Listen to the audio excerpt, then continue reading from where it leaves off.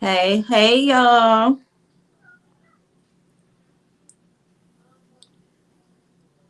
How y'all doing Y'all today? doing today? Y'all doing today?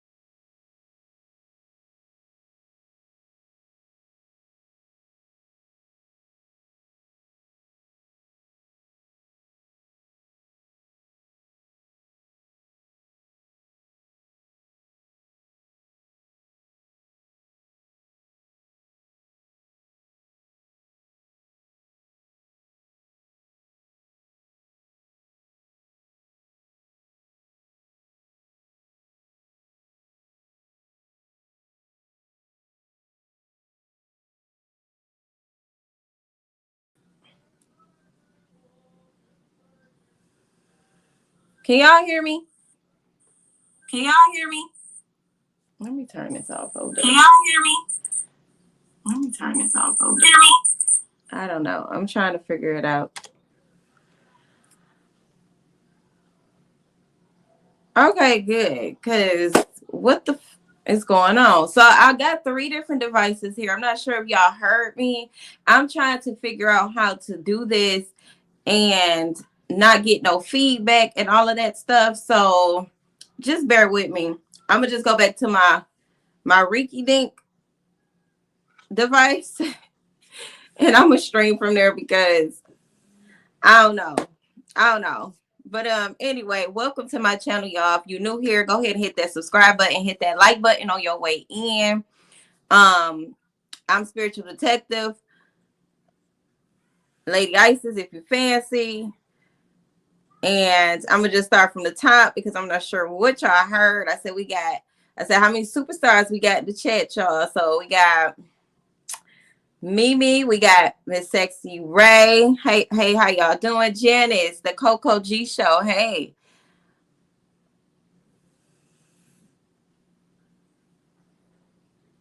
I'm trying to remember how to say your name. Q. Hey Q. Pandora. Hey, how you doing? Okay. So yeah, y'all. I'ma just stick with the I'm like changing a whole bunch of stuff in my workspace. So yeah. Hey LT. Yeah, I didn't want to mess up your name, so don't be offended. Okay. Let me scoot this over.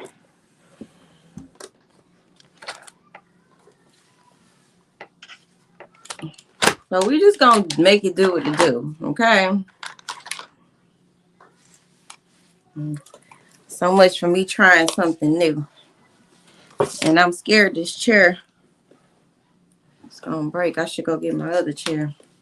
Okay, so as y'all can see by the title, as we dive deep into the Keimani Latigue case, okay, one of my subscribers or a person that commented, I'm not sure if she's a subscriber, but she left a comment and she was basically saying that I needed to go check out basically an interview from another content creator on TikTok, but it's posted to YouTube. So I did find that video, and we're going to listen in on this interview with Kimani's biological mother, foster sister, but nonetheless, she called herself her Kimani's auntie, Janice. Oh, my bad.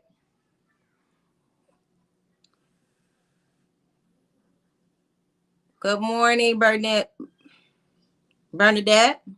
Good morning. Welcome.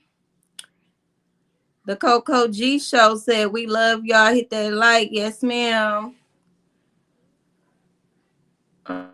Okay. Janice. I'm going to remember that. Once I know how to pronounce the name, I'll remember it. I'll make it my business to remember it. I'll be trying my best, though. I'll be trying my best. Okay. So let me go ahead and pull that up. And for y'all that don't know what's going on with the Keimani Latigue case, she is another 13-year-old girl who was raped, abducted, and erased by her, what we know as biological father. Some of her family members say he wasn't, like her mother said he wasn't, but then she said he is. So we just gonna say that he is, as far as we know. Everything that I say and present in this video is under the fair use law and my opinion, and it's for entertainment purposes only. Okay, you say you get it all the time. Yeah, I guess because it looks like it's spelled Janice. I guess. Yeah, it does. It does. It does. But that's okay. That's okay.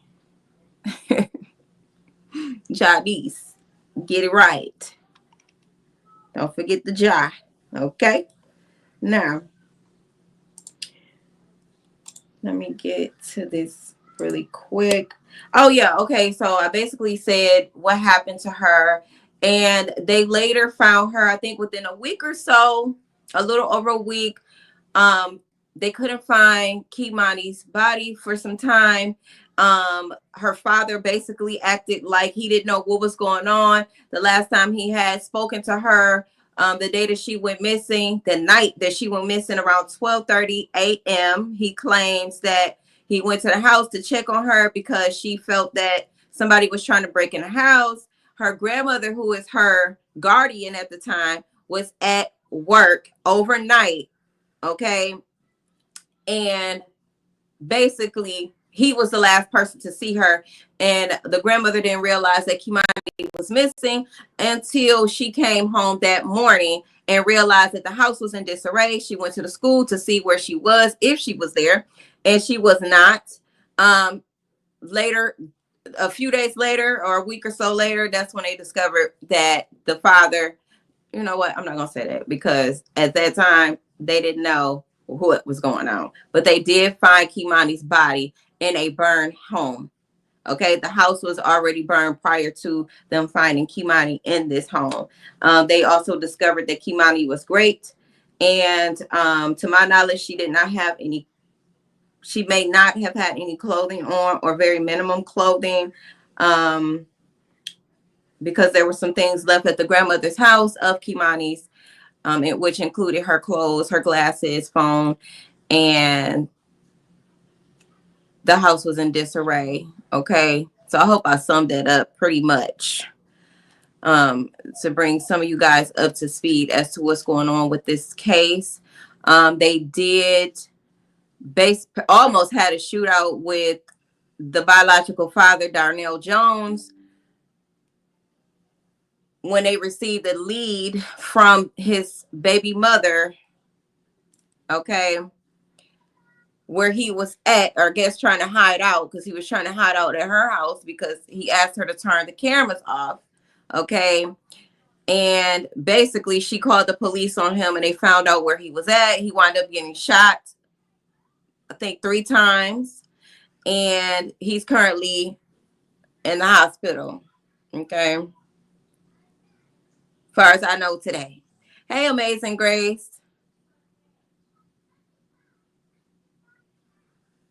And yeah, I personally was wondering, you know, what was the reason Kimani's mother didn't have custody of her. I did post the interview that Kimani's mother did, and she didn't really say why she didn't have. Well, she said that she was blamed, or her family was lying on her, saying that she was doing drugs and things of that nature that would lead to her basically not being able to take Kimani home from the hospital. So hopefully, because I have not listened to this interview that I'm getting ready to play for y'all, hopefully her sister goes into more details as to what the mother did do to try to obtain custody for Kimani, because that's just what we do here. That's just what I do. I like to know all of the details when I'm diving deep into cases and the family dynamics. And for those that have an issue with that, go read the description on this channel, and then you can kind of get an idea as to why I ask these questions and I'm concerned about these questions. Okay, this is a missing child, or now deceased child, that was missing. Okay, so when we are diving deep into very sensitive topics like that, we speculate, and we have questions. I mean, these cases are national at this point. And yeah, like, I feel like, why shouldn't we have questions? What was it that led to the disappearance and unaliving of a child? Was it people that dropped the ball? Was it negligence? What type of abuse was going on? Things of that nature. Like, we should be able to ask questions. And if you have a problem with that, then this may not be the channel for you. And that's okay. That is okay. But as far as me and my subscribers and the people that get it, you get it, right? And this is what it is. Okay. I just wanted to clear that up, because I'm not going to respond to all the negative comments, but I will speak on it. Okay.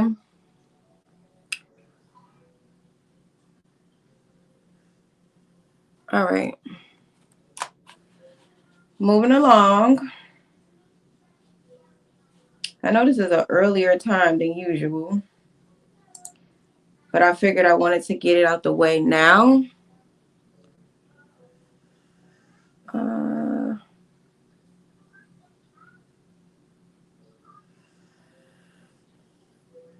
Here, let's do it like that. Okay, if we be loading too much, I'm going to just pull it off the screen and we could just listen in, because there's really nothing to really see.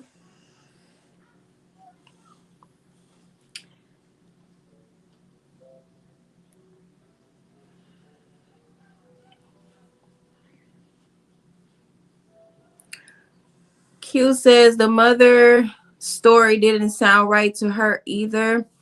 Yeah. So let's dive in. Let's dive into this.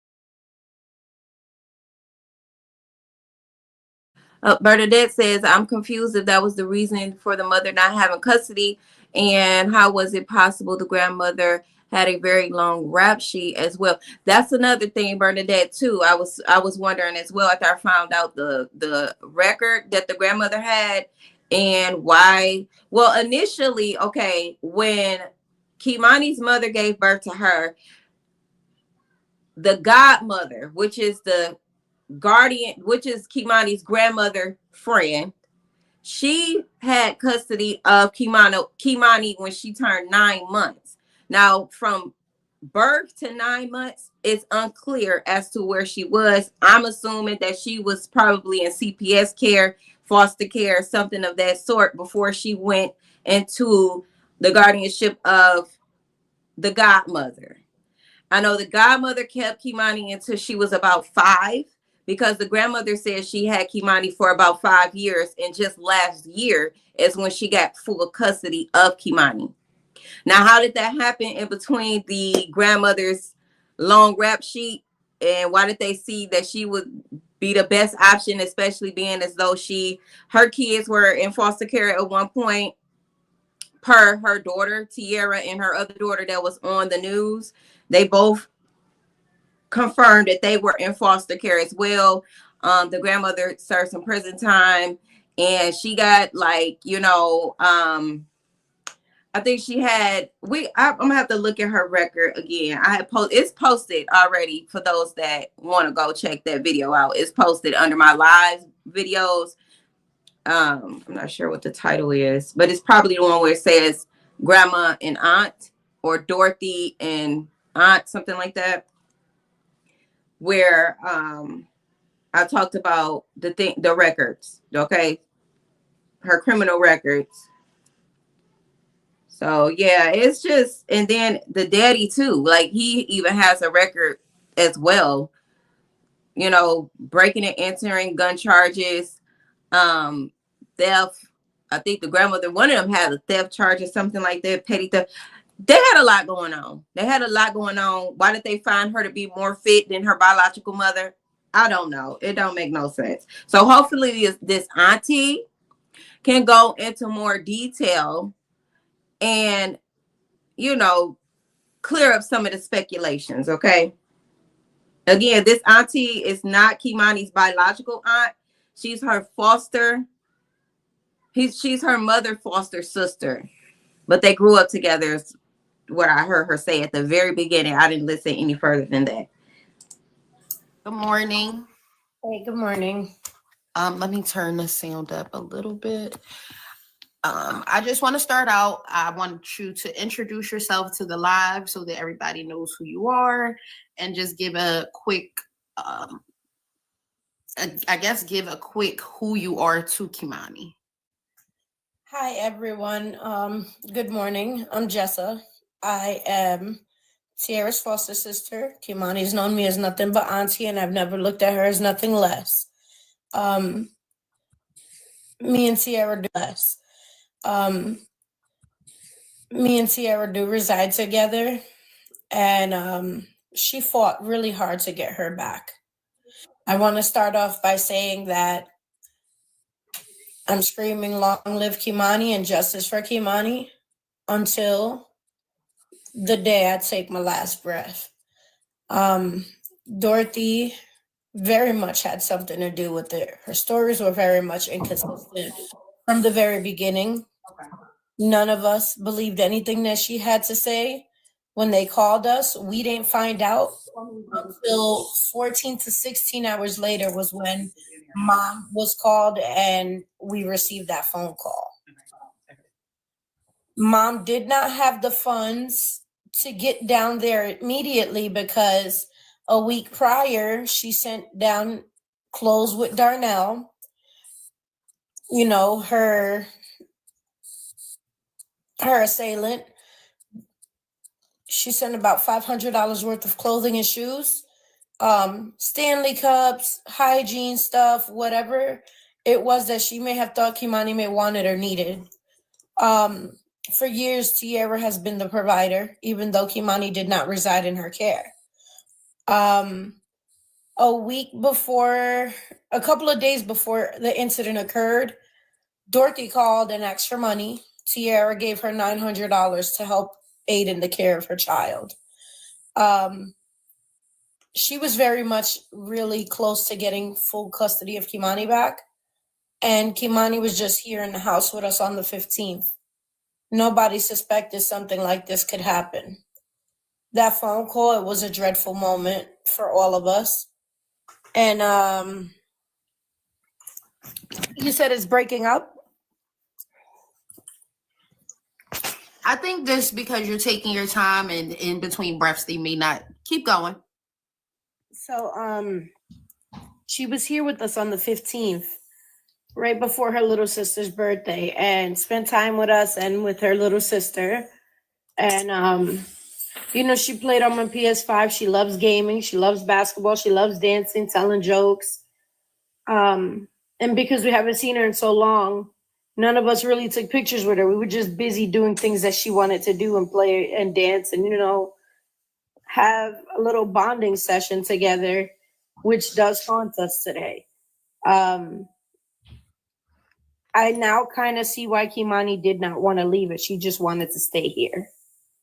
But legally, we cannot just say, all right, she's not going back. She's staying. There's a process. And I just wish this would have never happened. Any questions that you guys have, we are more than willing to answer. There are some things that we cannot disclose because of the pending investigation. But I can say this from right now, Dorothy is still very much under investigation. And there are other participants. I have a few questions for you. Yes, ma'am. Could you speak on the other participants or no? Like, who should we be looking at outside of? Oh yeah, by the way, y'all, this content creator name is Maisha. Just want to let you guys know that. Maisha, she has a YouTube channel. Dorothy and the father. If you can't speak on it, that's fine. Possibly one of Dorothy's exes, and we know for sure the alleged cousin. So the guy KP, correct? If he was really even with him, yes. Okay. I thought that they said that he was on the ring bell footage as well as the dad. Was that not true? There was someone else on the camera with him, but they can't tell who it is. If it was him, got it. The only reason we even have his name is because the dad threw the name out there, correct? Yes. Got it. Another question I have is, when Kimani was just with you and her mother last weekend, it was last weekend, correct? The 15th. Yes, it was on the 15th. When she was with you guys, did she express any concerns, like serious concerns about her grandmother, or is it the typical, like, I just don't want to be there anymore? She just, only thing she said, it was more so bonding, and she was excited to be here, and she was hugging on us, giving us kisses on the cheeks. She didn't want to let go. She's a sweet, loving soul. And then she was like, "Oh, snap, Titi, you got a PS5?" She was like, "Can I play?" I said, "Suit yourself." And she got right on the game or whatever. And when Darnell was ready to leave, she was like, "I don't want to go. I want to stay." And she looked at Tia and said, "Mom, I want to come home." Did you notice any when she was with her father, like when he came to bring her, when he came to pick her back, did you notice any uncomfortableness she had with him? No, they were joking around and, typical father-daughter bond. I'm not sticking up for him. I'm not making excuses for what he did. Just saying what you saw from him. So there's a special place in hell for him. Exactly. And I wish that they would pull him out of that damn precinct and bring him outside. God forgive me. But they need to bring stoning back. They need to bring lynching back. They need to bring decapitation, because you need to suffer the same fate that she did. She did not deserve that under no circumstances. I have a question. 1 second. Let me pull up, because I took some screenshots of some stuff. Yes. Oh, can you clear up for the people in the back that don't want to listen when I say it, that her mother confirmed that is her biological father and that Dorothy is lying about it? Yes. So Darnell is certainly Keimani's biological father. I mean, clearly you can see the resemblance. They do have the same face. Twins. I said that yesterday. She is a spitting image of him. That is his biological daughter. Okay. So I'm wondering, why would Dorothy say that? Like, it's so weird. I have Dorothy's I guess her record pulled up. Oh yes, she's got a lengthy one. So the trafficking of offenses that she has on here, do you know anything about this? About those? No, they were a shock to me, but we did know about 4 imprisonments for fraud and scamming. Like, what was she keeping people and taking their social security check? What was that? Girl, we don't know the specifics, but she swears she's a knuckle legend. She swears she's Miss Big Hot Shot. You are 56 years old. Sit your old ass. I'm sorry, but sit your old ass down and get your life in compliance, because none of the shit that you're doing is okay. Nothing that you have done is okay. And what is in the dark comes to light. Right now, I do have a petition online. I will send you the link so you can share it. Okay. We're pushing for polygraphic testing. We also have an agency out of Philadelphia that is working with attorneys and working with the DEA and the public, what's it called? I think it's the DA, to have charges pressed on Dorothy in any state that she goes to hold her responsible for child abuse, and any part that she played with, this tragic, heinous incident that occurred. Whatever state she will go to, that we find out that she has crossed to with Kimani, she will be charged in those states as well. So say, for instance, she gets 30 years out here, she'll come out and go right back in handcuffs to whatever state she went to. And the cycle will repeat. They are also working on us with this petition. They said it may not be needed, but I'm pursuing the petition anyways. Mm-hmm. They are urging and have been urging Toledo Police Department to, do the polygraphic testing. He said, as a social worker and as someone who has worked serious cases and all kind of cases with missing children and children who have come up unalived, they have been successful in doing so. And he's not going to stop at no cost. Neither is his team. Her story will be heard. It will be told. Nobody needs to be pointing fingers right now. Or he just needs to go off of what we know. Dorothy lying from the beginning. Dorothy failed to notify officials immediately. If I come home and my door is unlocked and there's a hot mess in there, it's torn apart and the gas is on, I'm not touching nothing, because once I notice that my door is unlocked, I'm going to step back and call the police. Then after I call the police, I'm going to call schools, I'm going to call family and find out where the children are that I had in my home. She is very much negligent. And although Kimani was 13 years old and a responsible child, Kimani should not have been left in that house overnight.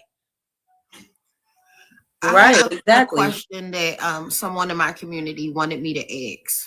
Yes, and I'm not sure if you can give me the details on this, but they wanted to know, what was the reason Dorothy lost her children in the system? For child abuse and neglect. And how many children did she have that she lost to the system? To my knowledge, she lost all of her children, all of her biological children. Do you know how many biological children she had? I do not. I don't know all of them. Okay. The other question was, do you guys know how long it took her to call 911 after she got home? Because I know somebody said at one point she was in there making an omelet. Oh, yeah, she certainly was. She was smoking. She was drinking, chilled, laid back. Before she called anybody, she started calling friends and then family. And then she was like chilling. And then after that, that's when she decided to call. First, you said it was the 18th. Then you said the 16th. Then you said that her underwear were in the in the dining room. But then you switched the items to the underwear in the living room and the pants in the dining room. Nothing is adding up to us. We are very much disgusted with this woman, and she's not going to get away with this. She will not get away with this. Has she been ever accused of like SA of children, or just physical abuse? That I cannot confirm because I don't know the solid answer to that. I can figure it out from Tierra or Kat or other individuals in the family. But we know that she has an extensive history of dealing with offenders. Right. I did see that she basically has an open door policy. Anybody that's her friend can come. It's sickening. It's disgusting. I'm trying to stay strong for Tierra. This really hits close to home because I myself was a victim of SA from my biological father, and that's how I ended up in and out of foster care. You and Tierra are foster sisters, correct? Yes, ma'am. Okay. Blood couldn't make us any closer. Right. Did Godmom have legal power to just turn over the custody to Dorothy? No, ma'am. At one point before Dorothy gained custody, Dorothy sent Kimani off to Sanika's home in Indianapolis without consent. for about 3 months. Speaking of Sanika, real quick, Is that the godmom? Because I wasn't clear. No. Sanika's the Tiara's other sister, the one that was on the news with Dorothy after the arrest. Got it. I tried to downplay Tiara. I want to clarify that she was not on the phone with Tiara for 5 minutes. If you guys go on Tiara's TikTok, you will see that we were live for a few hours. And for those few hours, Sanika was on the phone. And I mean, all of TikTok witnessed her talking nothing but utter, excuse my profanity, shit about Dorothy and what she was coming out here to do to Dorothy, and saying that she knew that Dorothy had something to do with it. So now the sudden switch up is absurd, it's obscene, and we're just not dealing with anybody who's taking her side, point blank, period. So I seen that Tiara had said that Dorothy just had got custody of her back in August, right? Yes, ma'am.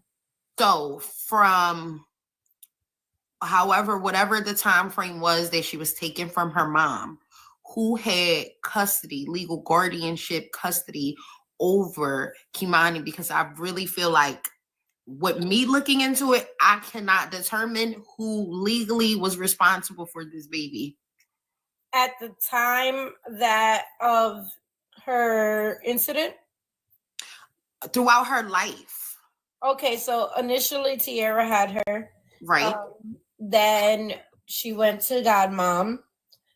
So then from there, she went to Dorothy. And before she went to Dorothy, she was unofficially and illegally sent over to Indianapolis to Sanika's house for 3 months. When she came back, she went into Dorothy's care.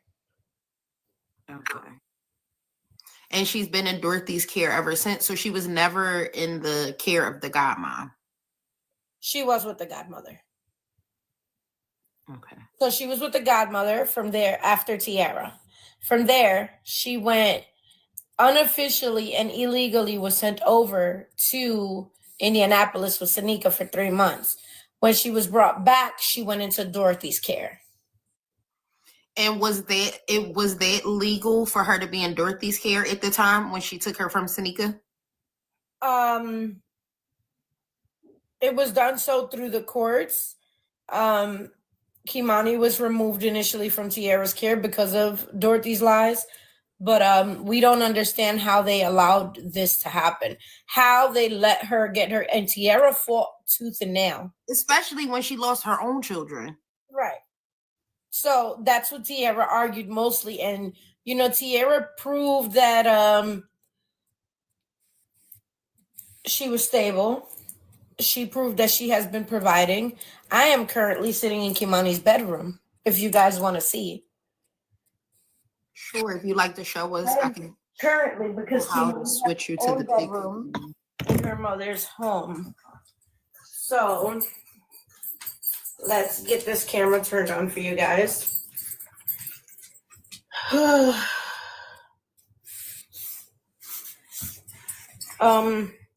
Okay, how do we do this? Well, I have you on a big one, so if you turn the camera on, we should be able to see.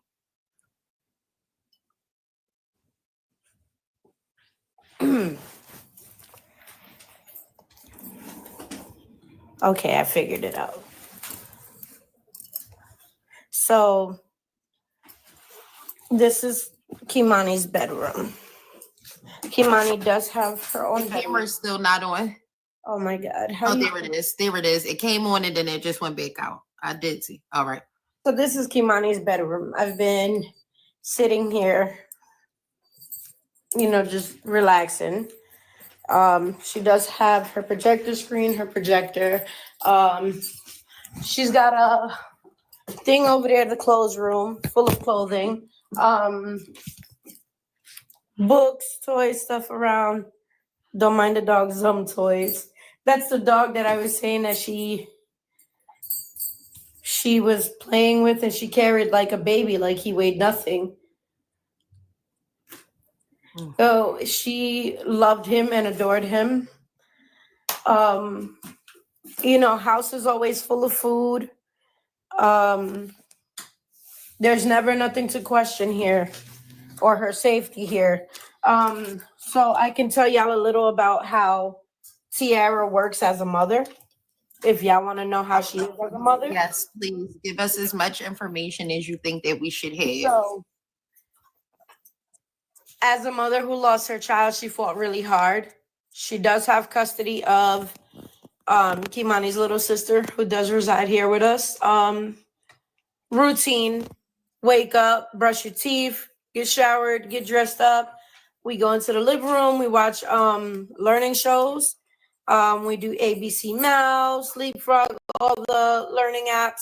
When I tell you, this is a little girl who just turned 4 years old, that at 3 years old, she was using the word frustrated and can tell you the meaning. Tiara is very smart, highly intellectual, and her babies are really smart because of how she parents. So she doesn't get frustrated. There are times when she gets a little frustrated, but she doesn't show it. She does very much tend to the needs of her children. She'll play this song. I think it's called Opposite, something like that, by Bruno Mars and some girl named Rose. And they start dancing. They love doing TikToks together. I definitely see y'all comments. I'm just trying not to interrupt, but I want to interrupt right here because somebody did leave a good comment. Because simply Erica says, from her understanding, she only seen her 4 years, which is the main concern. I'm not really questioning whether she was a decent mother or is a decent mother to her child that she has in her care. Is more so who actually showed up for Kimani when she was living, as much as they could. And to our knowledge, based off of what Dorothy said and her other sister, I cannot think of her other sister's name right now. If you can, just put it in the comments, because I like to use names. But they definitely said that she hadn't seen Kimani in several years. Now, the question is, was it because the grandmother withheld Kimani from the biological mother? If she is a present mother, that could be a possibility, especially being as though Dorothy seems like she does not like her daughter Tiara, which is Kimani's biological mother. She does seem like she has animosities towards her. So she could have withheld Kimani from her for years, or, always made excuses. I don't know. We're just speculating, and we only can go off based off what type of information they are putting out here or is allowed to say.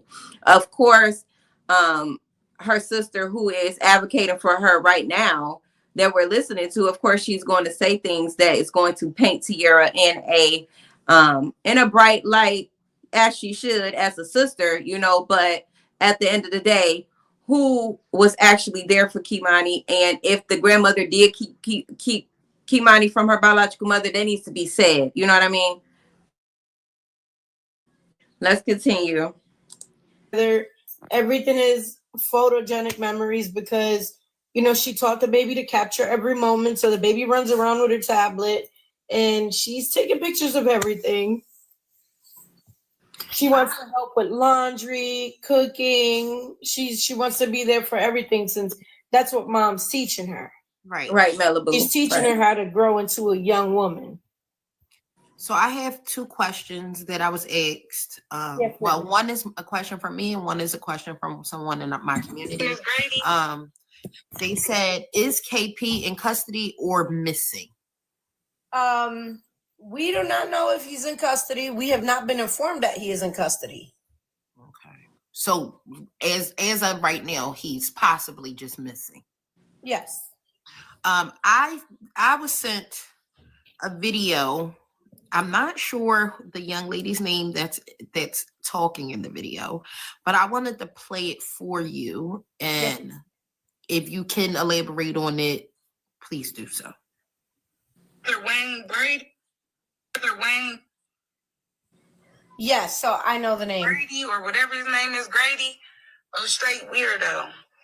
Like, she was trying to put us on with him. Like, this supposed to be your nigga, your baby daddy, your so-called baby daddy, Auntie Dorothy. It's been said. You let him look at us, and then you thought you were just so comfortable to tell us that when y'all was fucking, that he said he wanted Kimani to come upstairs and suck his dick. What? That's what I was gonna get to. That it's been said that that's what that son of a bitch said, and wherever he is caught, he will swallow his What? motherfucking teeth because the law failed her.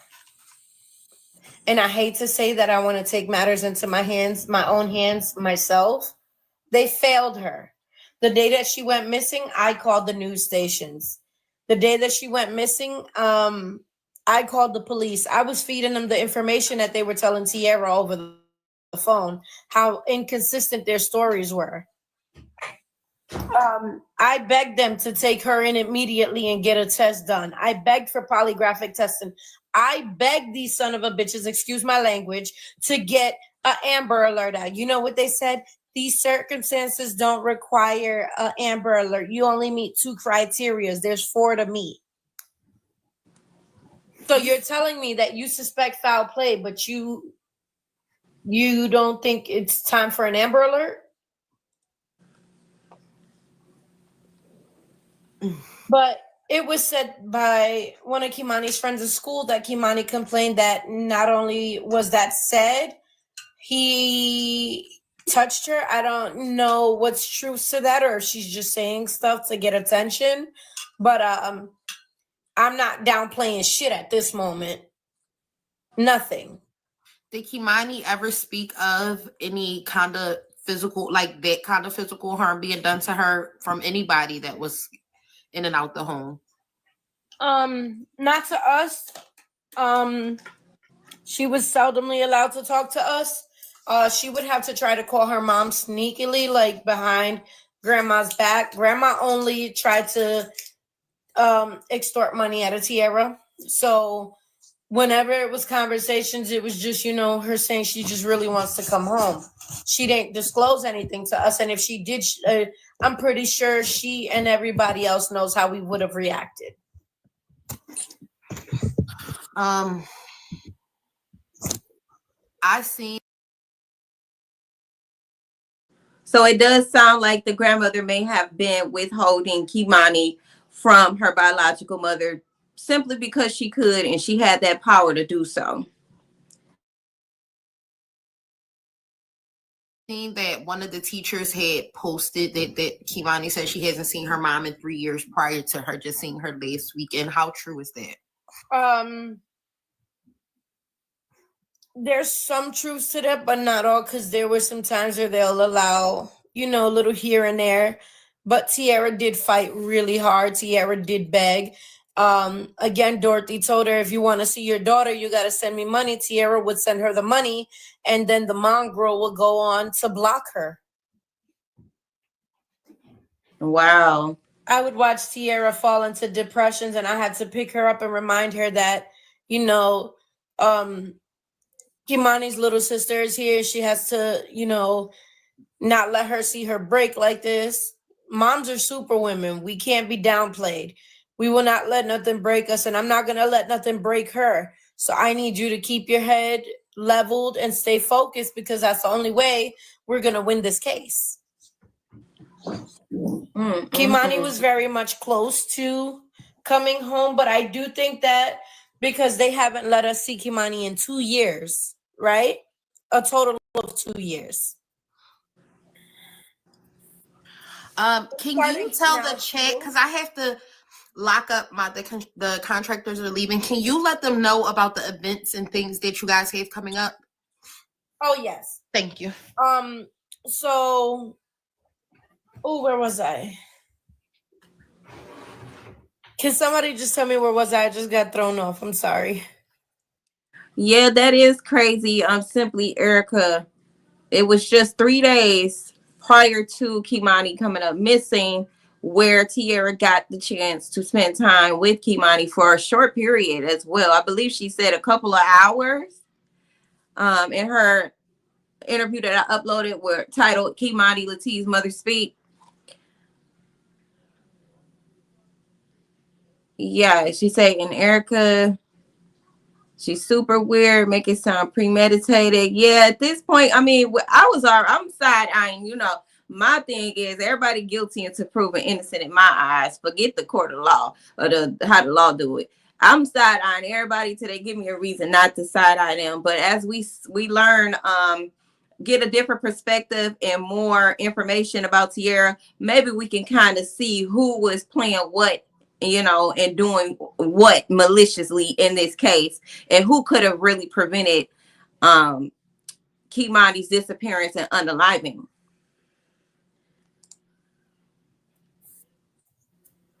And who was helping.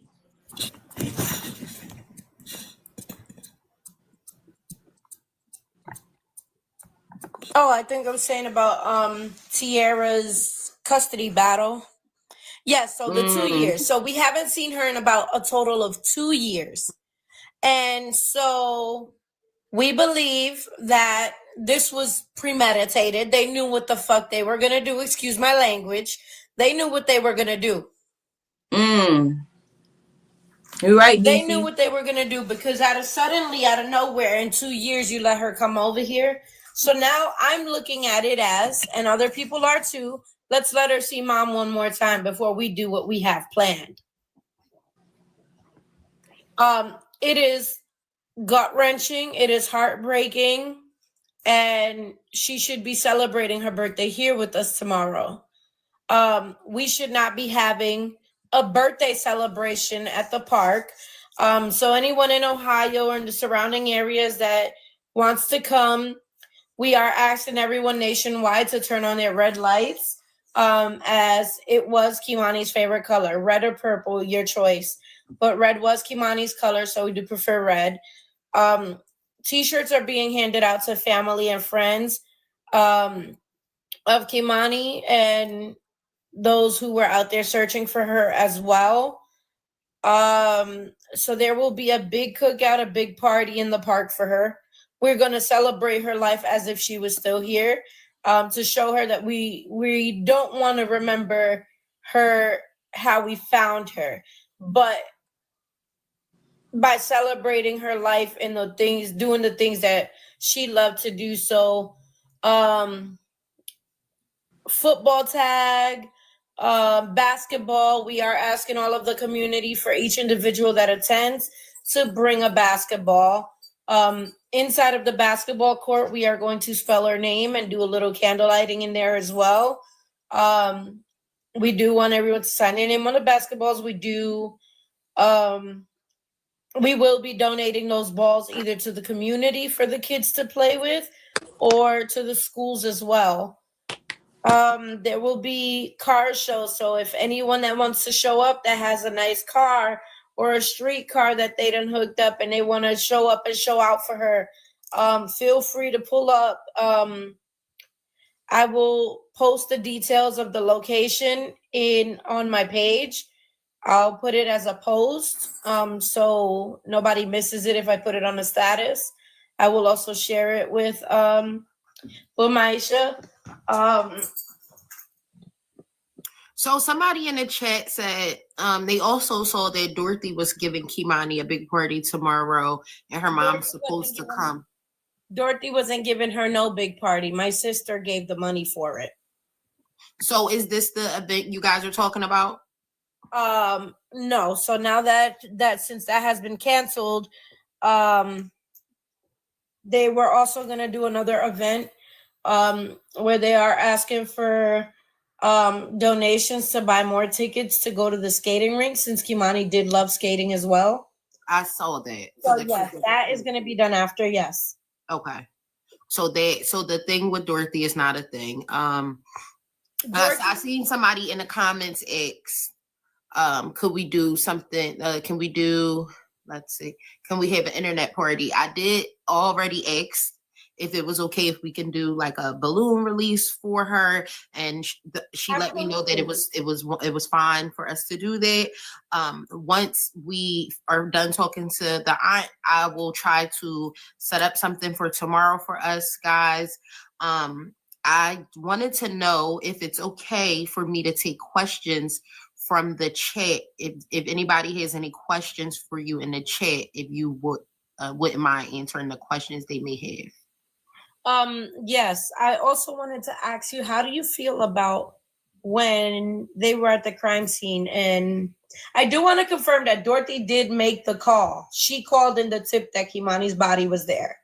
I also wanted to add, if you guys seen the video where when everybody was like, lock her up too, and then it was like, how do you feel to her? How the fuck do you feel? And somebody else screamed, you like, offenders and people who touch kids. And she laughed. She was smirking the whole time. She confirmed it was Kimani's body without going and looking. She knew of the injuries without looking.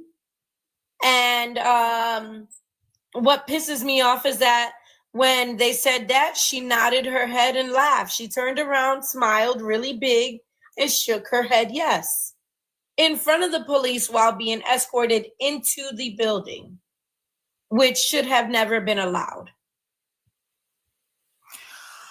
How did I feel about that? I feel like as soon as she walked up, she was very defensive. I didn't like the comments she made when she walked up on the scene. I heard somebody say she had beer mace. She had bear mace on her, and the day before she pulled out a gun on Kat twice. I think that before I answer, will Kimani be released to her mother so that her mother can give her the proper services?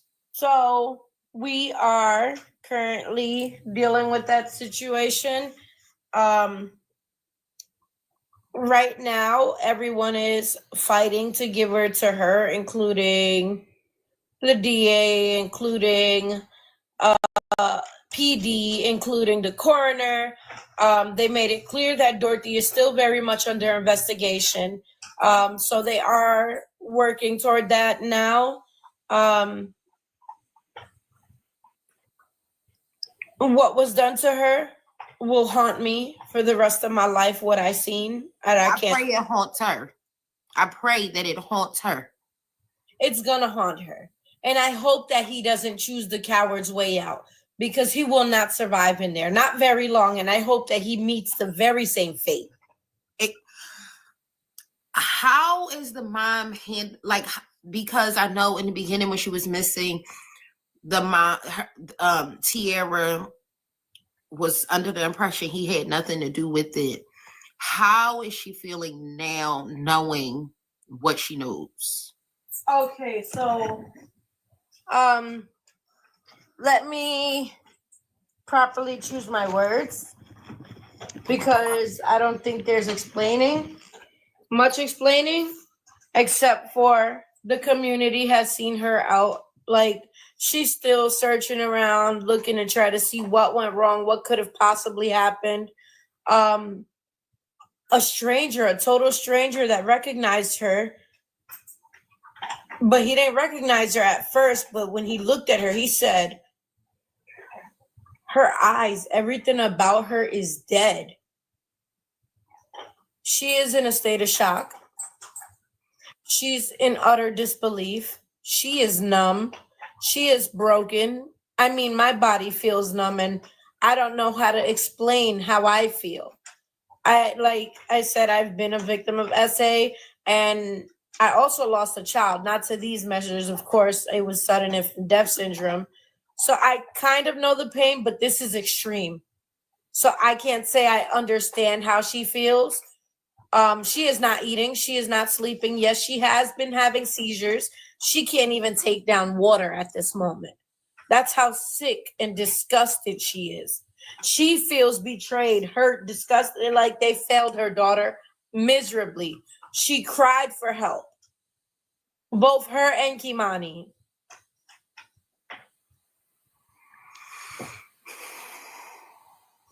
Watching her break like this tears my soul apart, because she is a very strong woman.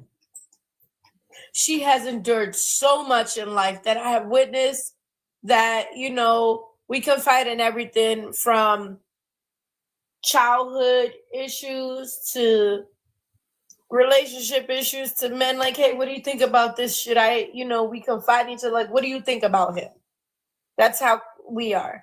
And I've never seen her not wanting to talk and holding herself up against the walls, trying to walk because she is so weak, because her body is shutting down. The human body can go but so long without food and water before your organs start shutting down slowly.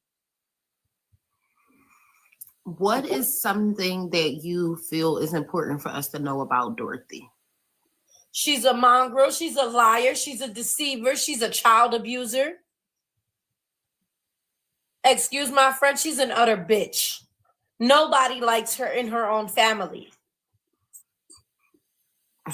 What do you think happened?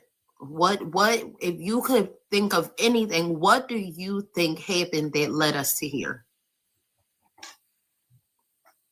I was thinking Dorothy beat on her and took it too far, and then other things happened after. But I know one thing for sure, two things for certain. Those son of a bitches planned this. Because for y'all not to let us see her for 2 years and then suddenly out of the blue let her come spend some time with us and then take her, and then we never hear nothing from her again except for, oh, Keimani's missing. It was nearly maybe 4, 5, 6 o'clock. Y'all make sure y'all hit the like button and share, okay? Subscribe if you're new here as well. Watching from the bushes. Go ahead and subscribe, okay? In the afternoon when we got the phone call. Right then and there, I jumped on I got off the phone with my attorney because I was speaking about my litigation with my attorney that I have back in New York. And I got on the phone with all the news stations. I called the police precinct. We asked to speak to Detective Kincaid. I spoke to Officer Nunes because at first they weren't trying to give us any information because Tierra was not the custodian. But we pushed and we urged, and I got very frustrated.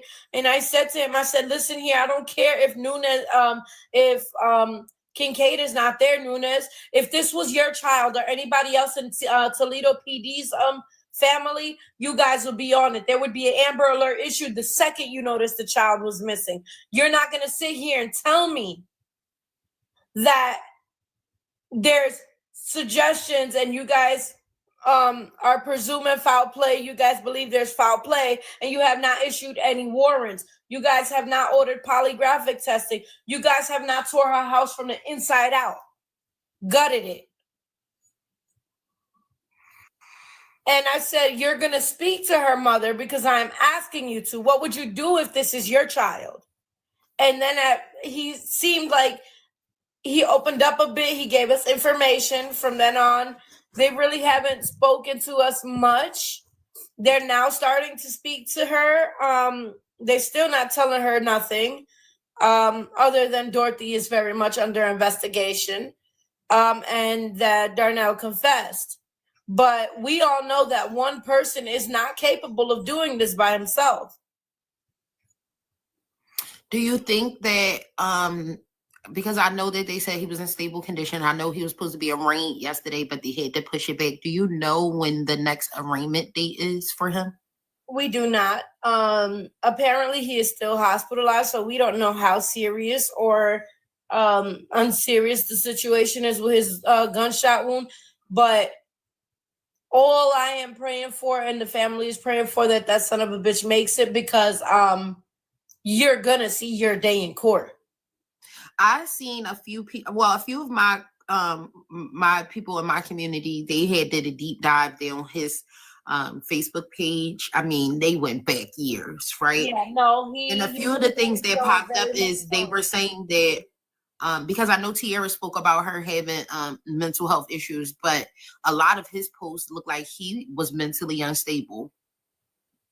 Yeah, so Tierra's issues aren't really cause for concern with the children or her children or how she raises her children. Right. Tierra's issues come from child abuse, from being essayed in that home repeatedly, from bouncing around from foster home and group home to foster home.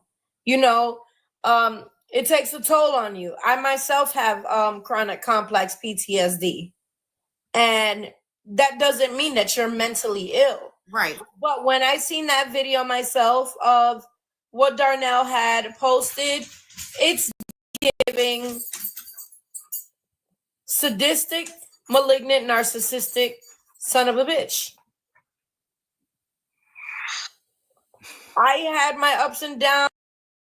That video with Darnell on that live back in 2019 definitely gives Sinister mental health issues. Okay, something was definitely off with Darnell.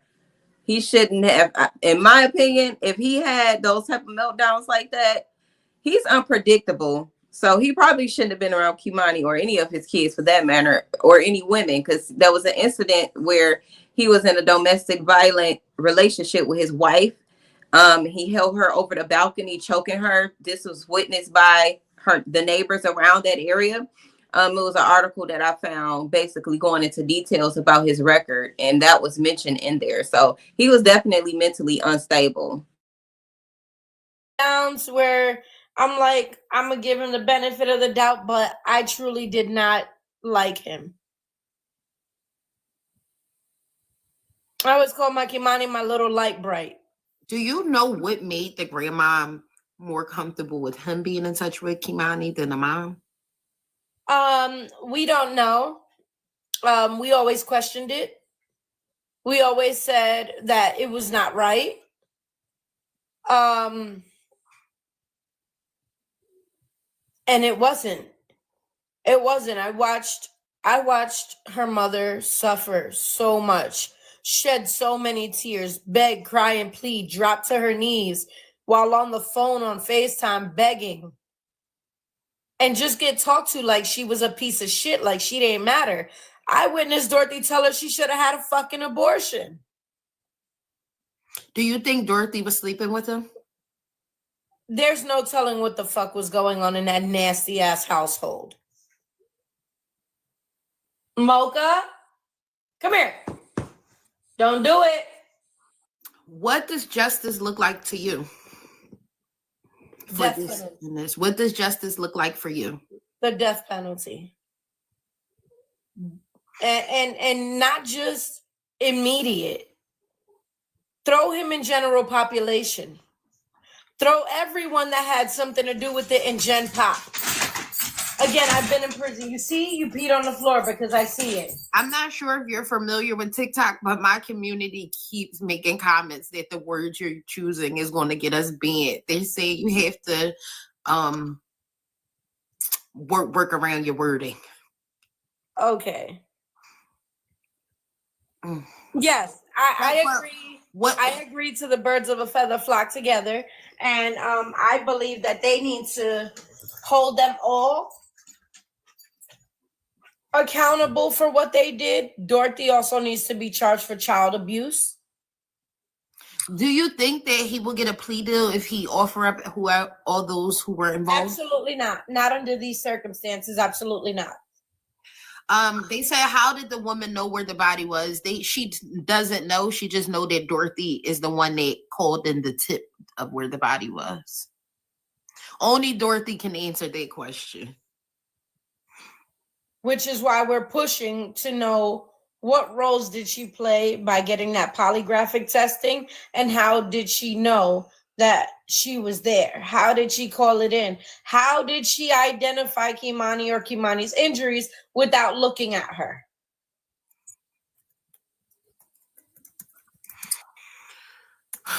And then as Tierra begged to Dorothy, somebody in the comments said, did Dorothy give the news the tip? Yes. You can elaborate on it. I know we already spoke about it offline, but you can definitely, if you want to, elaborate on it. So yes, she did. She certainly did, which is another red flag. Now, I believe this isn't, confirmed or anything, but I believe that when she was arrested for interrogation, because it was told by someone else that they did pick up that Dorothy and Darnell had to do with it. Darnell also said the same thing, that Dorothy had to do with it. She had something to do with it. So she was picked up for questioning and interrogation. She is not in the clear. So Knowing how the law works, I believe that the only reason she is back out is so that they could find the rest of the people. The proper investigation. So, question, because I know when I asked you, what do you think happened? You said that Dorothy abused and you think it went too far. And then she called the dad, and then because I know I seen that it was reported that her unaliving came from knife. Multiple, yes. Right. So I'm just trying to word it without us getting flagged. So from knife wounds, right? So do you think that Dorothy was responsible for just the attack on her, or do you think Dorothy also was I believe that she played a role in that as well. Again, one person cannot commit such things on his own, especially with someone who was slightly taller than him. So it says, wait, he confessed and said that Dorothy had something to do with it? Yes, he did. What did he say? Because he's already spoke with police? So he spoke with Columbus, and Columbus did release that he said that she had something to do with it. And this was since he's been in the hospital? Yes. Somebody asked me in my private chat, was KP really the cousin? He is very much a cousin. She said she's unclear of if that was him in the video or not. The only thing that we know the only reason we know that he was there is because Darnell said it, but it hasn't been anything clear telling us it was him. Something like, yeah, I'm not sure how true that is about Darnell supposedly, allegedly sharing information about the case and stating that Dorothy had something to do with it. Did she ask him to do it? Yeah, I'm not sure about that. If it's an ongoing investigation, I'm not sure if they would share that information with the public or anybody for that matter. Why? That was not disclosed. All that was told was that she played a role. Grand Rising. And it was also stated by Kimani's friends and teachers that Kimani told them that she was afraid to go home because her grandmother unalived another child in the home, that they were unable to prove because they found the child in a hole with multiple bruises all over her. So was the child unalived? The child was unalived. What? Which is another red flag. It is also said that there's other ones, and that there, I would have never let her go back home. I would have called CSB and said, I would take custody of this child if I have to, temporarily, until you figure something out, or let her go back with her mother. This is sickening, sadistic, and insane. Wait. Yeah. So wait. Like the live, share the live, follow me if you're not already following me. Share the live, guys. Share the live. You're Amazing Grace. What did I just say, y'all? Did anybody hear what I said? Oh, I was saying I'm not sure how true it is when the lady speaking, which is Kimani's aunt, for those that's just tuning in and wondering what we're listening to. This is Kimani's foster aunt. She's the foster sister to Kimani's biological mother. But basically what I was saying is that I'm not sure how true it is that Kimani's father, who is in police custody, he's allegedly shared some information regarding Dorothy having something to do with this tragedy that led to the unaliving of Kimani. They said some guy named Columbus shared this information. Not sure who Columbus is right now, but if you know in the chat, just let us know who Columbus is or if they got something to do with the investigation. But I don't see them sharing that information with the public. You know, that don't make sense to me, but let's continue. You're saying that the teacher said that Kimani was afraid to Sharing go on the home because students. another child was unalived in the house. Oh, And the you're Columbus Unable to City. prove. I thought that was a person. Okay, so she said Columbus, the city, is saying that. Okay, Kuwana is saying that Columbus police. Somebody saying that he shared that information. Somehow that information got leaked. That Dorothy had something to do with it. I'm not sure. If from what I hear right now, what am I thinking? I'm thinking that maybe Dorothy was indeed physically abusing Kimani and neglecting her and mistreating her. Um, is there a possibility that she knew what was taking place between Darnell and Kimani? Maybe. Did she have something to do with the actual unalive? Maybe. Like, we really won't know those type of details until further along, because we have to confirm if she really was even at work that night. She's saying that she was at work. The lady speaking on this live is saying that Dorothy had already knew several days prior to reporting Kimani missing that she was already missing prior to that. So, based off Dorothy's past with her own children and losing custody of all of her children due to neglect and abuse, there's a strong possibility that she did not get the help that she needed.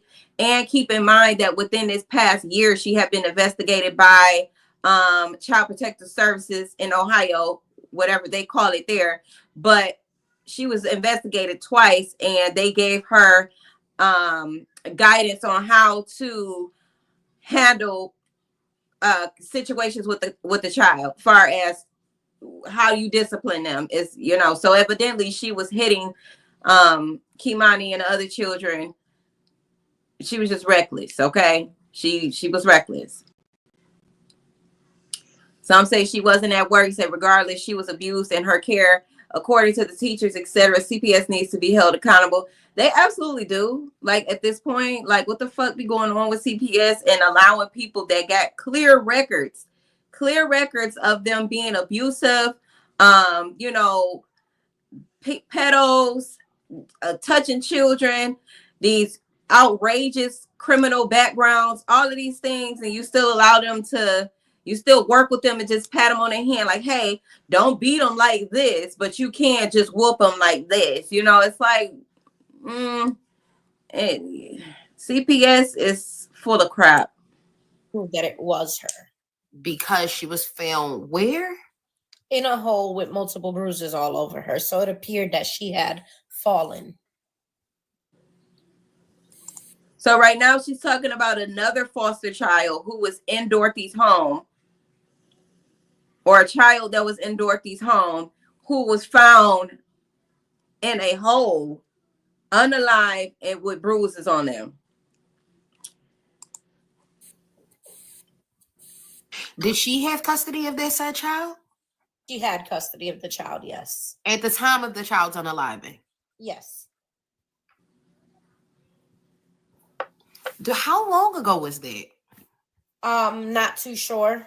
You know the kid's name that it happened to? No, it was not told. This don't even make sense, because why wasn't Dorothy in prison for that? If she can say that Dorothy had abused the child, unalived the child, they found the child, an investigation was done, why wasn't Dorothy in prison already for killing or unaliving another child? That doesn't make sense to me. It sounds like she's probably definitely exaggerating some things right now, because what? It makes absolutely no sense. And then you don't have the child's name. We can't go look at news clips. We can't read articles. Hell, we can't even go look up anything. Like, she was better off just not even disclosing that, because shaky. It is also a known fact that she had another foster child in her care that did come up pregnant. I did see that, and it was the false. I did see that. I did see something about that. Can you elaborate more on that story, just so that I know that this is the same story you're talking about? It was something that the kid left or something after. Can you talk about that? They're saying that the kid left, but there's other speculations that she just up and disappeared, and there's no telling behind that. We believe it may be one of the other quote unquote, unalivings. But we can't say for sure. What we are asking TPD to do is get cadaver dogs around that property. That property did belong to Dorothy as well in the past. So wait, so that I heard it. The girl was said that she left, but you're saying that may not be true? It may not be true.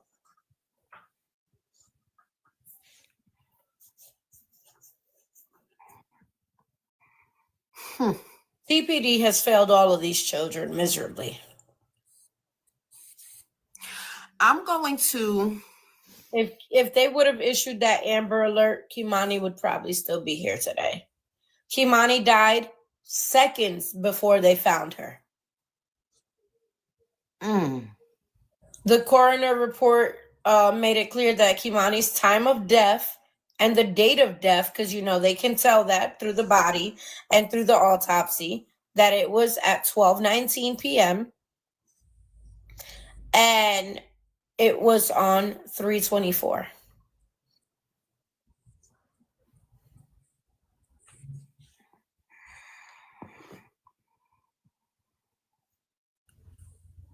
She sure know a lot. Did they know how long she's had a lot of her injuries? Could they tell how long a lot of those injuries had been there? It was not disclosed just yet. And I doubt they're going to disclose it anytime soon because of the ongoing investigation. A lot of these officers are really acting like they care now, and they were very heartless throughout the entire investigation.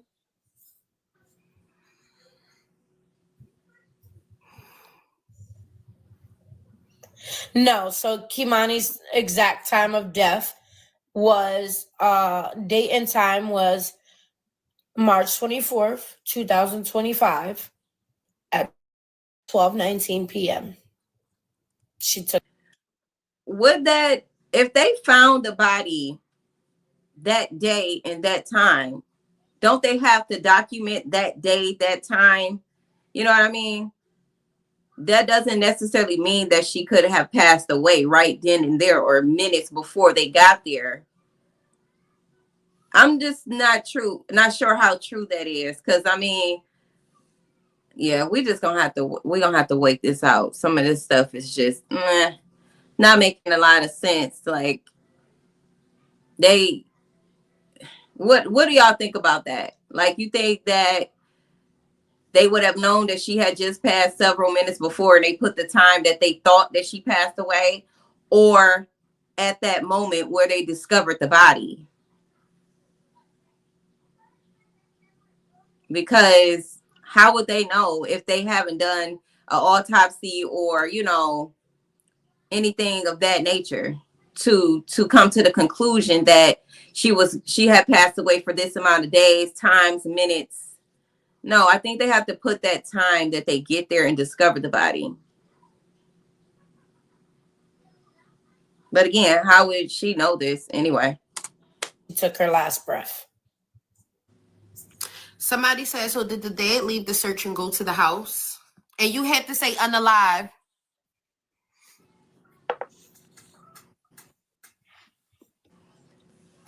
Let me see.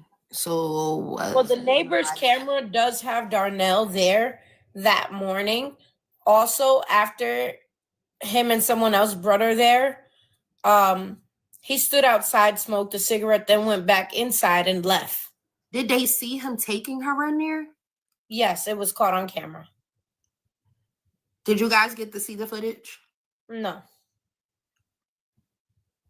Wait, so he was seen taking Keimani in the house? Is that what she just said? Go back a little. She took her last breath. Somebody said, so did the dad leave the search and go to the house? And you had to say unalive.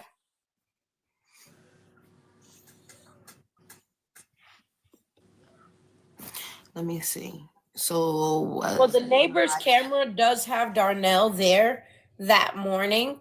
Also, after him and someone else brought her there, he stood outside, smoked a cigarette, then went back inside and left. Did they see him taking her in there? Yes, it was caught on camera. Did you guys get to see the footage?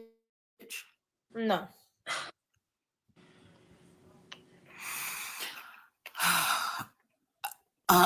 What? I'm going to open my chat up to everybody. I'm going to have my mods monitor it. He was found that same exact time at 12:19, almost 12:20. I'm going to open the chat up for anybody else that may have some other questions. Since we pretty much went over all the questions that the subs had. So I'm opening the chat up. The chat is open to everyone now. If you have any questions, please feel free to say them in the chat. Somebody says, so if it didn't happen the first night, was he washing clothes at the girlfriend's and hiding his shoes? We don't know because she's saying that he hasn't returned and that he is not allowed around her. And he couldn't come within 10 feet of their home. So he will no longer be allowed to know his child there, his children that he has there, or see them again. Somebody said, have you guys been in contact with the girlfriend, and what is she saying? That's all that she has said. Her other children's father is there at the home because people are threatening her. That's insane. So he fears for his children's safety, so he has been there to help keep them safe. We don't need to be pointing the fingers at anyone other than everyone who was at that house. So I'm going to list these names. Dorothy. Hold on. Class, take notes of the names that she's throwing out there because I will ask again, and you guys better know. Y'all better know. Because half of y'all didn't even turn in your questions that I told y'all to turn in. Go ahead, list the names. We ready? Go ahead. You list the names. So we're going to look at Dorothy. Okay. We're going to look at Darnell. We're going to look at KP. We're going to look at Wayne. We're going to look at Shabuka, who shortly after Kimani allegedly called her father, was supposed to arrive to that home 10 minutes later, who the next day came out with flyers that she didn't get from the grandmother, but she resides in the home. Her and her boyfriend, who is unnamed, but Shabuka was out here claiming that Kimani was her daughter. She actually went up to one of our friends and said, hey, help me find my baby. I thought that was crazy when I seen it. It pissed me off. It really, really upset me. And I wanted to go out there just to hunt her down and put paws all over her. I'm from the Bronx. I'm not going to really talk. I just run up and handle my business. I try not to be that way anymore. But certain circumstances just call for the animal in me to come back out. And when it comes to children, I do not play. I know what it was like not having a voice growing up. I knew what it was like not having nobody that loved me or cared about me, and to be ignored, to be pushed to the sidelines. Like, it was unfair. And what happened, the entire disappearance from the beginning seemed very much sketchy to us. Somebody in the chat said, has he ever SA'd her before? Do you guys know of her being SA'd ever by anybody? To our knowledge, no, because she didn't tell us, but she did tell one of her friends in school that someone did touch her inappropriately. She did not elaborate.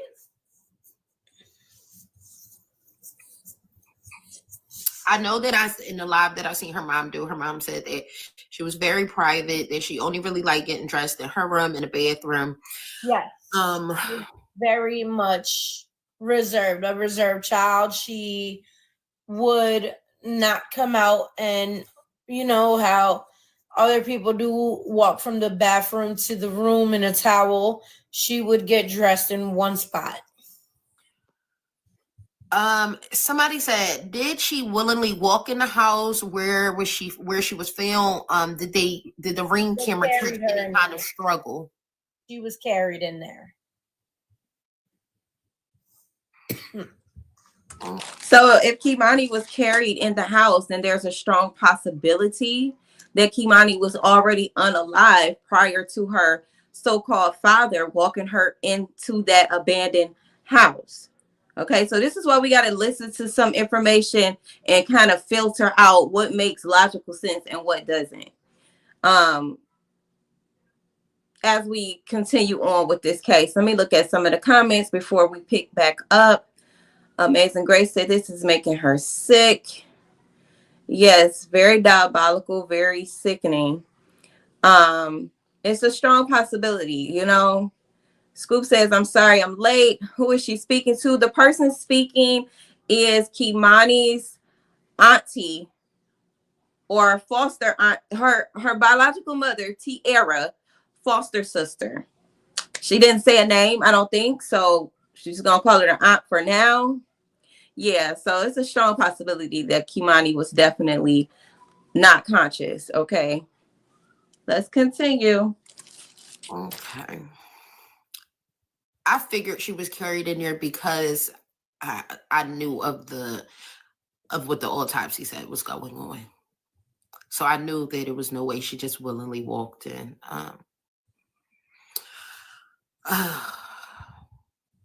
She was hurt. OKC1. She was hurt. If you guys go look and see what about the autopsy, and she was hurt Really bad, sadistically and heinously. Well, she made not well with the coroner and all with the coroner put her time of death of what her time of her unaliving is, and the time she was taken in there, she probably was just holding on for holding on for life. Somebody said, did she have any narcotics in her system? We don't know. Everything was not released, just some of her injuries. Again, there are things that were not released to us because of the investigation and because it will harm the investigation. But again, we don't feel like TPD is doing their jobs properly. Was any other children left in the home? No.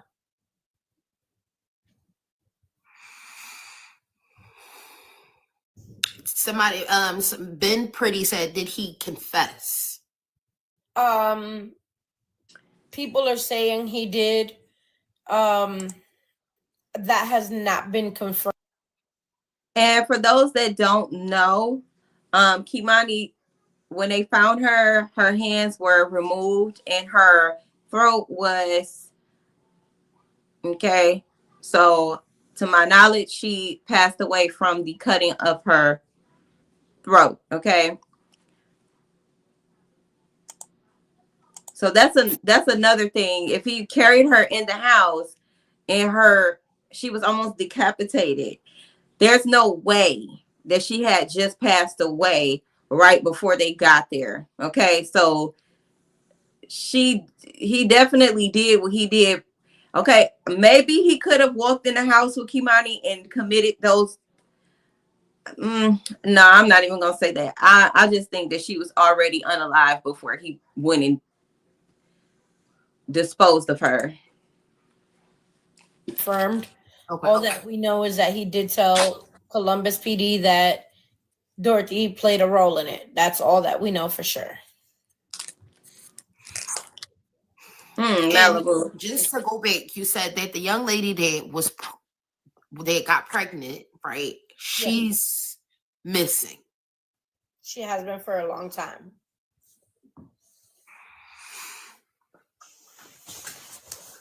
But the grandmom is stating she left. Yes, ma'am.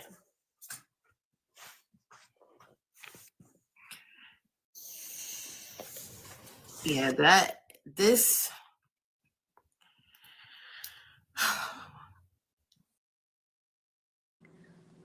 Right, simply Erica. She says, I wonder what made him dispose of her and what came to that point.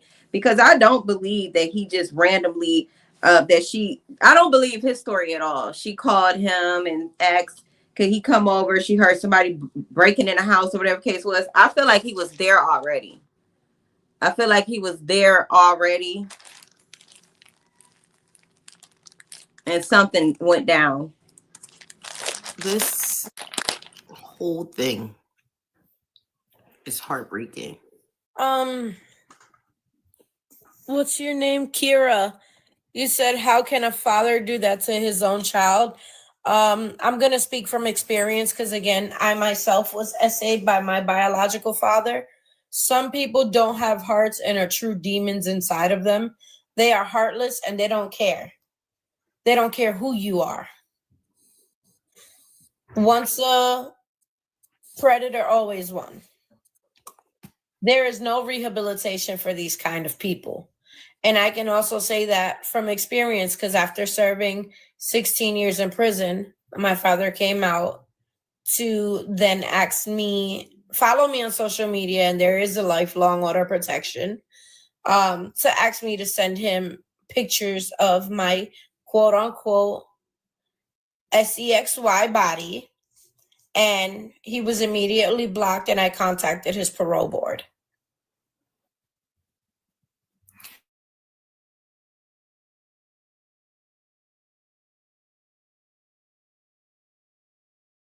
He should be brought back nationwide for people with these kind of offenses. I believe that castration is necessary in these type of cases. I believe that none of them should ever see the light of day. Star, she didn't give the pregnant girl name, and she does not have exact dates of the supposed unaliving. Well, the unaliving of the little girl that was found that was in Dorothy's custody. And she doesn't hit the time frame of the young lady that was pregnant either. She just gave us as much as she can about those two situations. We have to keep in mind that she doesn't even live in the same state Dorothy lives in. I live in Ohio now. I live with Tiara. Okay. I'm sorry. Yeah, no, I live here with Tiara. But you're not close. You don't live close to Dorothy, right? No, we're in Cleveland. We're about 2 hours away. Right. So that's what I'm saying. So they are not really in contact with Dorothy at all. So they're being told a lot of things that's happening that they weren't present for.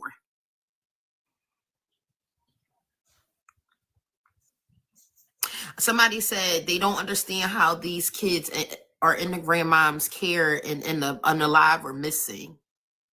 And nothing is being done. We don't either. We don't understand how she got Kimani or any other child in the first place after what she did to her own kids. Some parents are not parents. They're incubators and donors. I have a question. Who let you guys know about her disappearance? Because you guys got the call about her being missing, correct? Tanika called us and was on the phone all throughout the night. And during that live that, we just spoke about, that Tiara. And that's the other aunt, correct? Yes. I'm not sure. Her sound went out, guys. Asked how the mom was doing. She's not doing good at all. She's barely eating. She's barely keeping her, being able. She's not eating at all. She's not drinking at all. She's not taking a fluid. So people are saying they find it odd that she's having seizures. There's nothing odd about that when the human body starts to shut down. She is in a state of shock. She is in a state of disbelief. She is hurt beyond measures.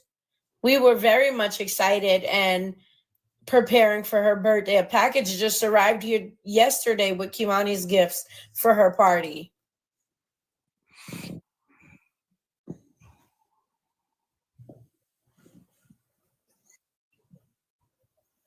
I also see people saying that she's responsible too.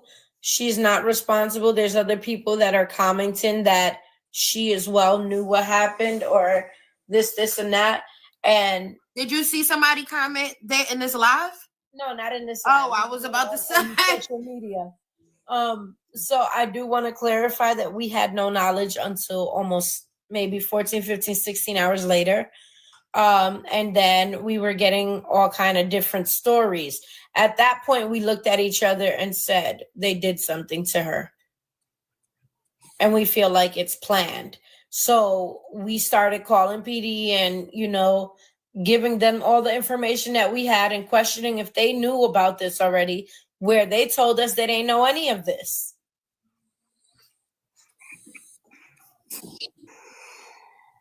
I was the one making all the calls, me calling This story has taken so many turns since I've been sent this case. It's taken so many turns. So I'm sorry. Somebody said on the comments the grandmother's house needs to be checked. Like today, yes. So we've been urging them to go in there and see if they find any blood splatter. It is also said that when the police walked into the house, Dorothy was cleaning the house with bleach. So what the hell are you hiding? The craziest thing is when they said she was in there making an omelet. You're talking about she was in there smoking and drinking and cooking. She was pretty much partying. Like, what the fuck are you celebrating? What are you celebrating? Because there's no way in hell I'm gonna just be sitting down, relaxing and chilling and drinking and smoking weed and cooking and being comfortable while a child that's in my care or my child is missing. Because Tierra, though, she did not have the funds because yes, she did just days before this send Dorothy $900 to help take care of Kimani and buy Kimani $500 worth of clothes and give Kimani another $100 to spend how she pleased for her birthday as an early birthday gift. She didn't have the money, so she took to TikTok and she got on live and did something she's never done before. She begged for donations so she can get out there to find her baby. Right now, she's blaming herself because she said, had I got out here sooner, it is not your fault. It's not her fault. And even if she would have got out here sooner, I don't think that would have changed the X that's happened. I just don't think that would have changed a thing. I still don't think they would have gave her baby. I don't think Dorothy would have gave her baby. I wonder, because I know you feel like Dorothy abused her and it went too far and that's why we're here, right? I wonder if Kimani was on such a high from just being with you and her mother, if that happiness pissed Dorothy off so bad that's why she wanted her like the way she did. Right. Well, that's how we feel. We also know that there has always been jealousy between Dorothy and Tierra. So Dorothy has always pretty much been jealous of Tierra and treated her like a nobody, like she didn't matter, like she was worthless, like trash. And it says a lot that dumped my little light bright off like a fucking, like she was garbage. And that And since she's mentioning that, y'all, do y'all think that this is like another case with Naziah, how Annette had such a disdain for Lady and Naziah? Do y'all think it has something to do with the complexion? A lot of times with these jealous moms, they have issues with their daughters simply because of how they look and because of their skin tone, how intellectual they are. They just have these weird perceptions of their own daughters. Y'all think that might have played a role, especially with Kimani being much lighter than Dorothy and obviously much more appealing than Dorothy? She was just jealous of a child. or jealous of her daughter for whatever reason that was, or just simply not loving her daughter in the way that she should have. Obviously, she didn't love any of her children as she should. So Kimani didn't stand a chance in this case either, if it had anything to do with her skin tone or not. But it's interesting that they pretty much brought this up in this interview that we're listening to. You know what? And I hate to bring up the colorism topic, but what I do know about a lot of older women in their age group, they despise lighter skinned women because of things that they went through when they're growing up. And I thought about that when I seen Dorothy, and then I seen this baby, and then I seen her mom. I'm like, I wonder if she hated them just because they were lighter and beautiful, because that happens a lot.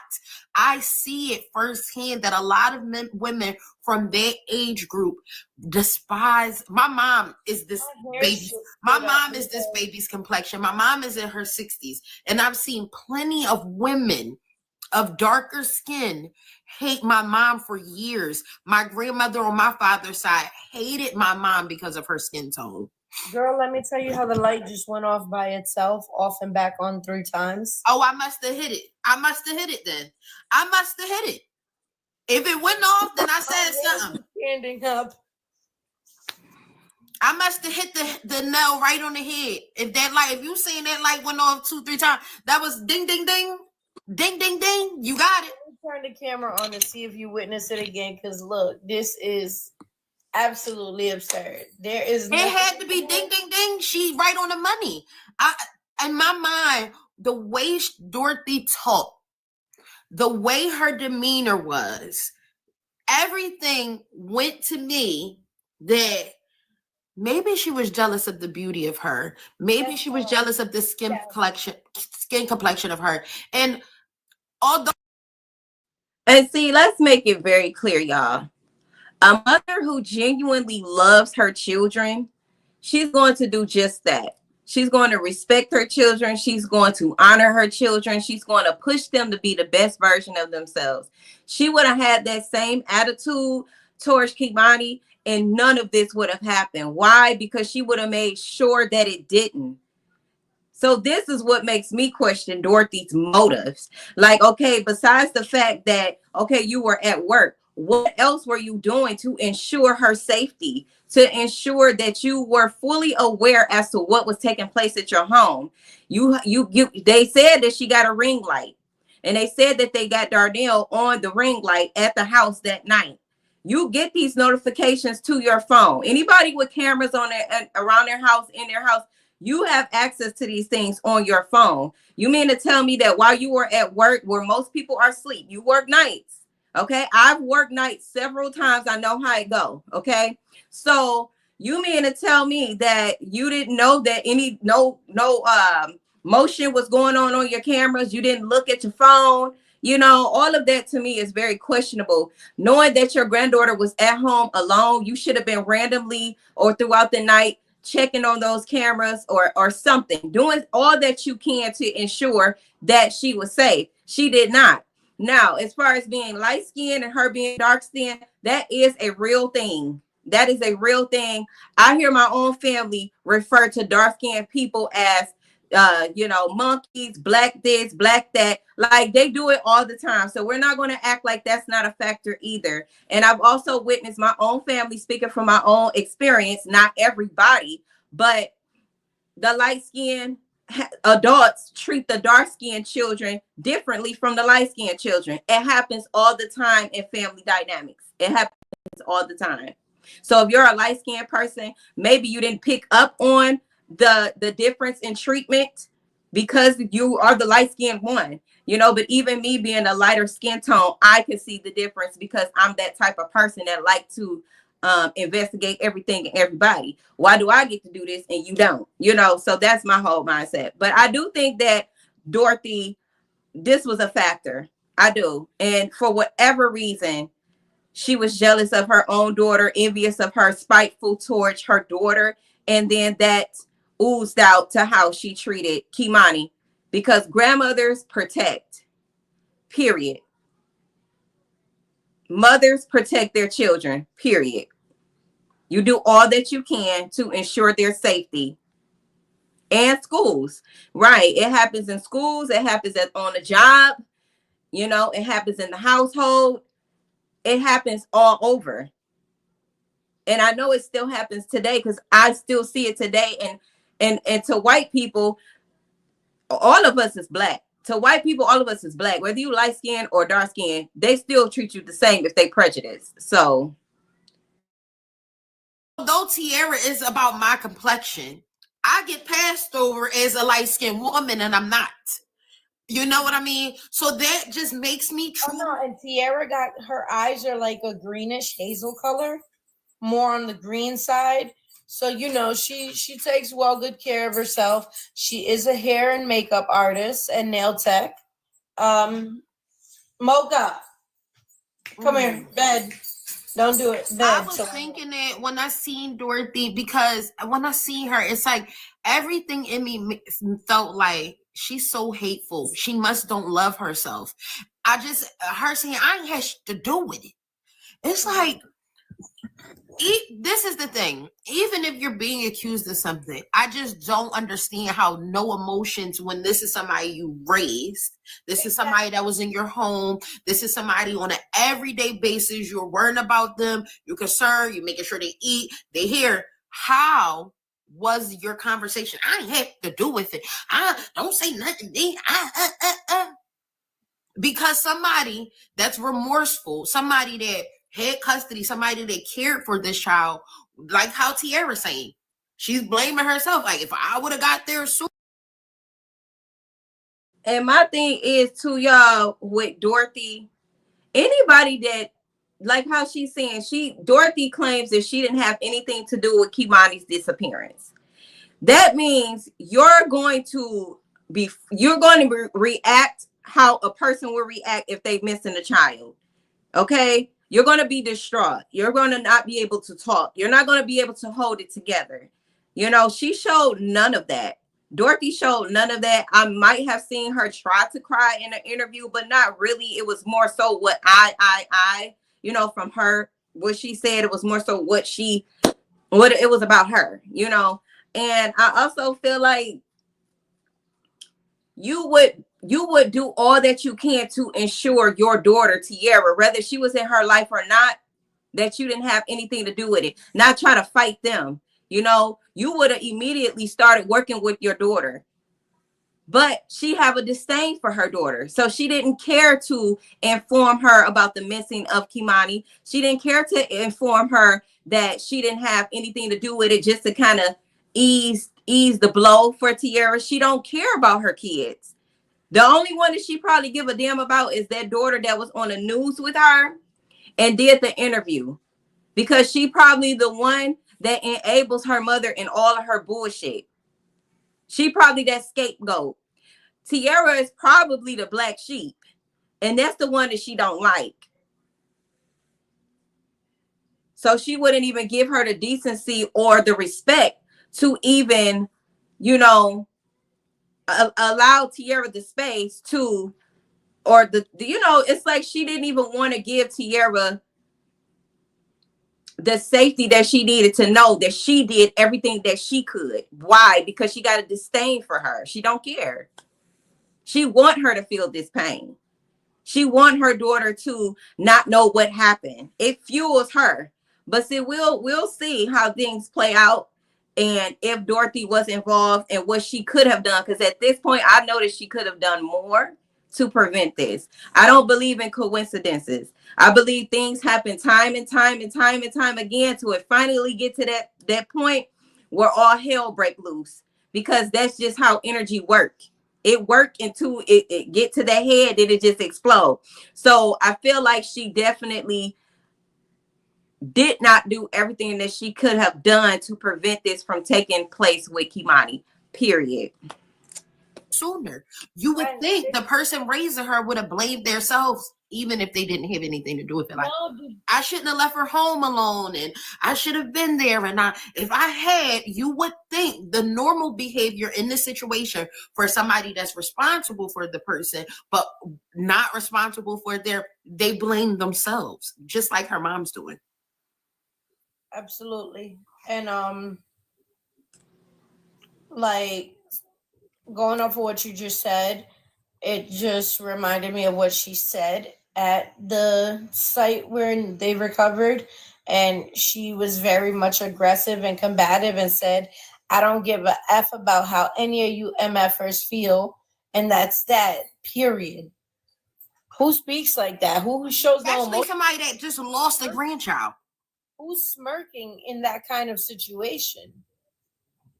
Make it make sense. Because nothing that you have told us from the very beginning makes sense. The fact that you failed to inform her mother, the woman that carried her for 9 months, that almost died giving birth to her, after, and then cared for her, and then you lied on her, you show no emotion, and you failed to tell her anything for hours. 1 second. Let me say to the chat, see indeed, love you, Dion. I'm gonna say, since the family does not know of any essay from all of this time back, they have no information on it. I don't want us to keep the narrative that she was essayed, that she possibly pregnant by the grandma boyfriend. I don't want us to run with that narrative because the family was unaware if she was being essayed. She never spoke on that to them. So when we're asking these questions to the family, I've asked already, did she think that she could have been essayed or anything like that? They are unaware of that. They did not know any. Now, if something happened during the time of her unaliving and something went further than it needed to go, then maybe that may come out. Who knows? But as of right now, this was just cruel acts. This was a cruel act. We cannot contribute it to essay because that has not been put out there. It's a horrible thing. We looking at all horrible situations. They had to be essayed. No, she was physically attacked often. She was the grandmom's paycheck and punching bag. Period. That's what she was. The grandmom's paycheck and punching bag.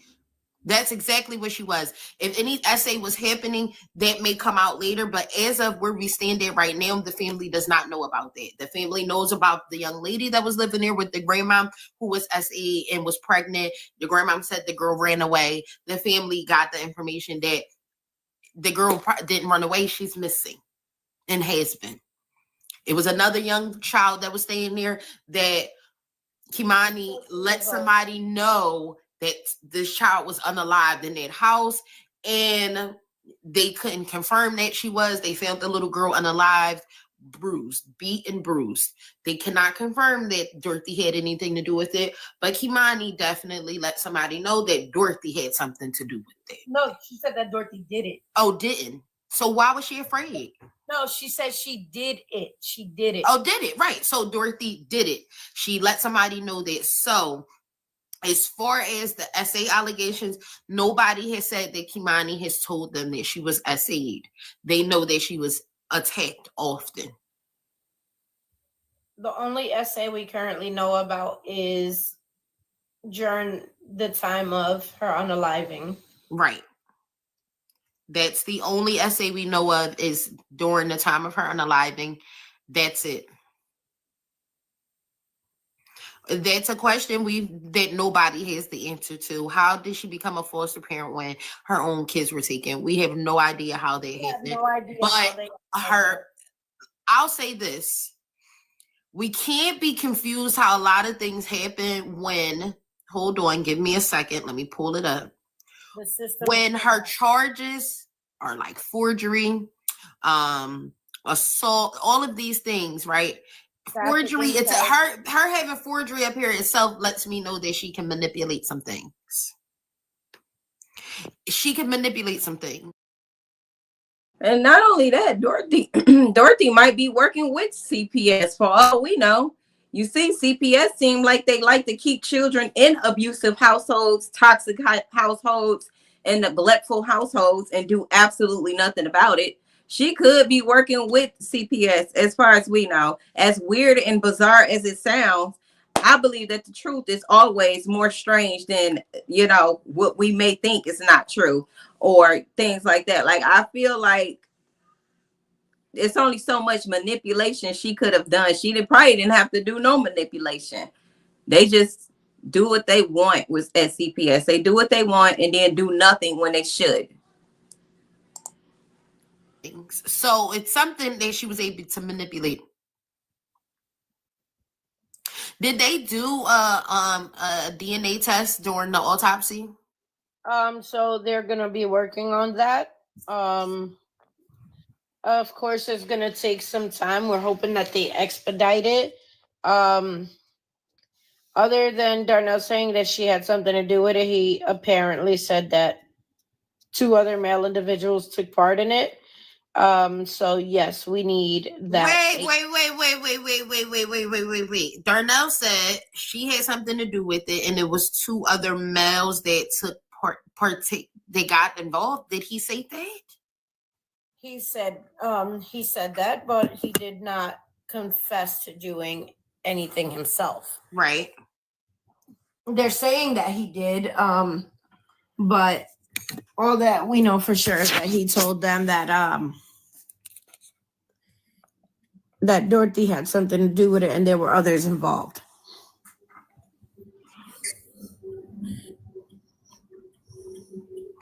I wonder if he's going to say, I didn't have anything to do with it. The only thing.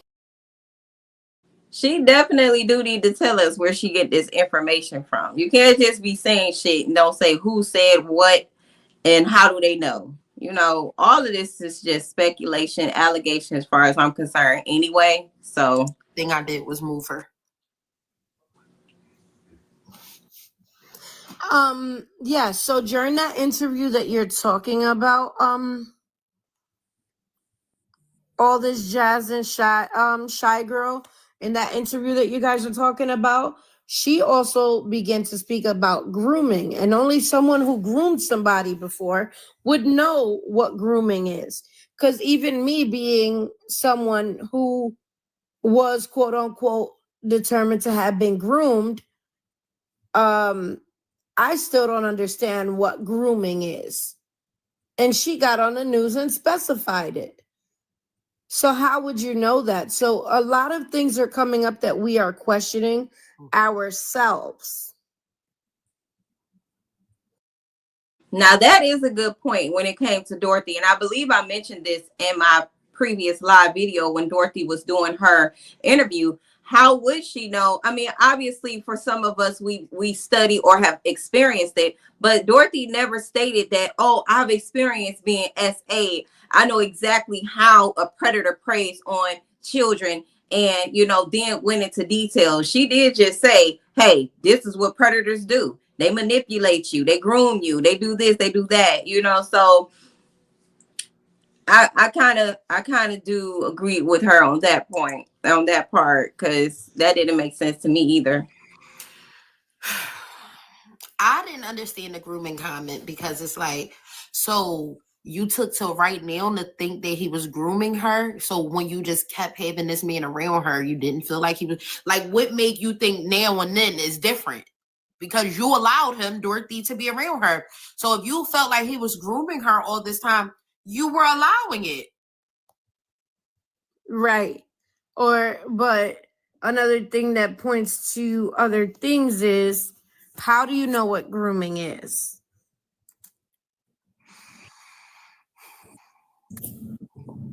We don't understand that. Who is the lady with green eyes? Tiara has green eyes. Yes, she does. The mother.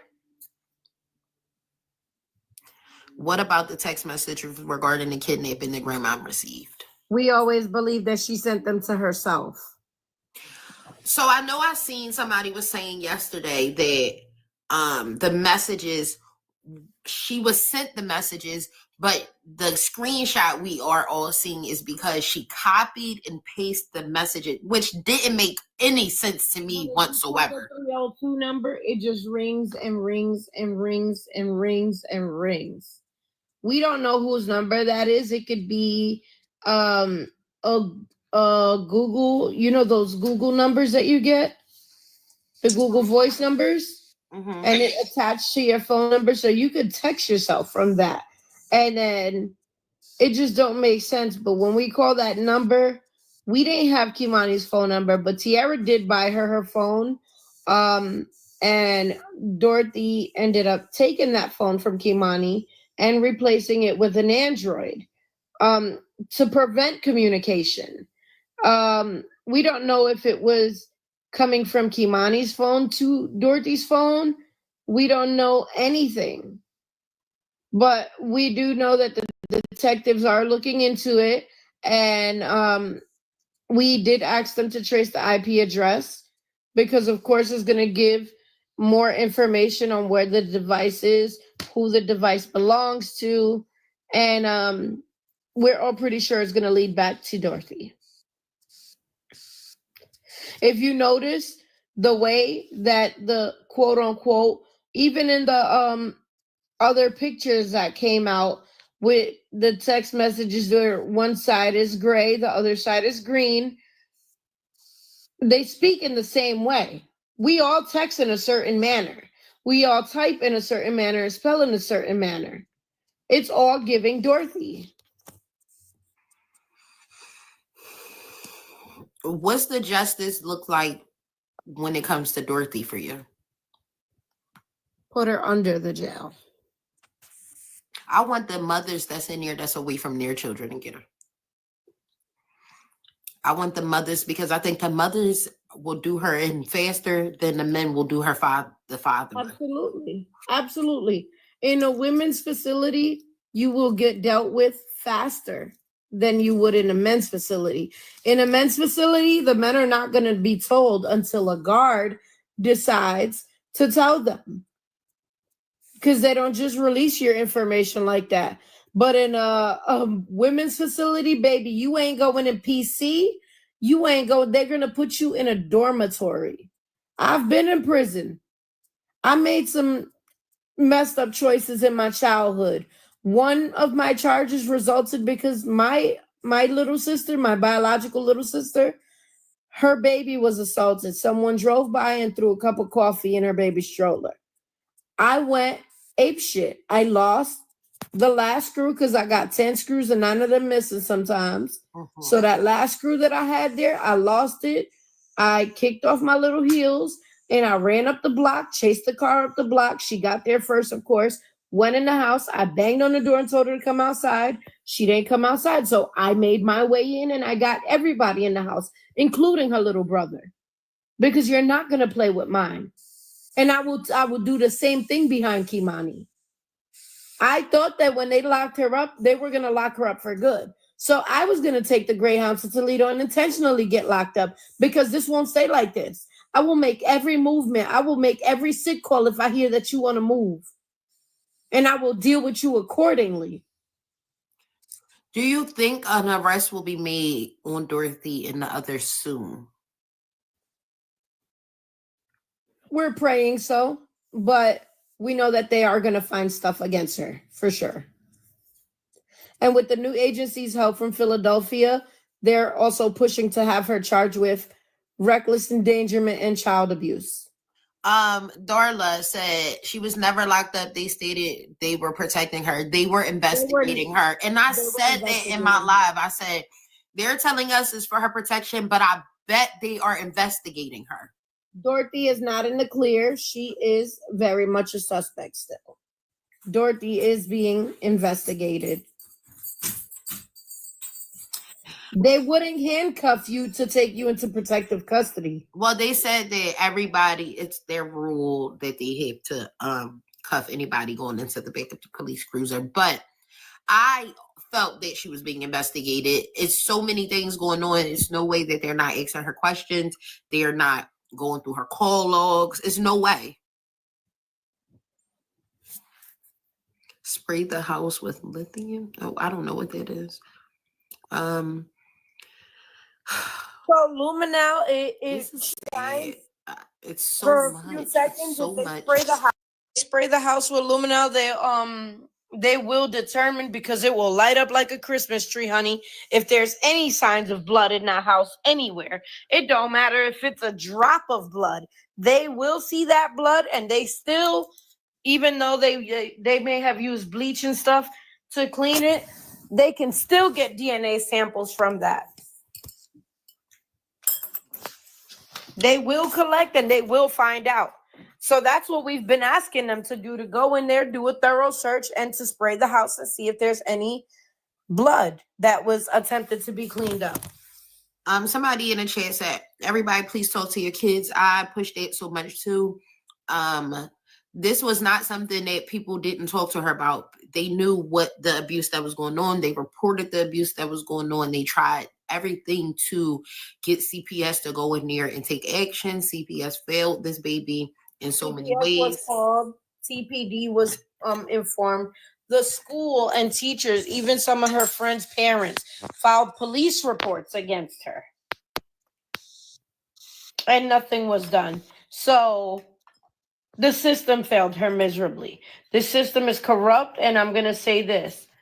I lost custody to my oldest son over a lie a few years ago, and it tore me to shreds. I am just now regaining custody of my son after years of being defamed and all of the such.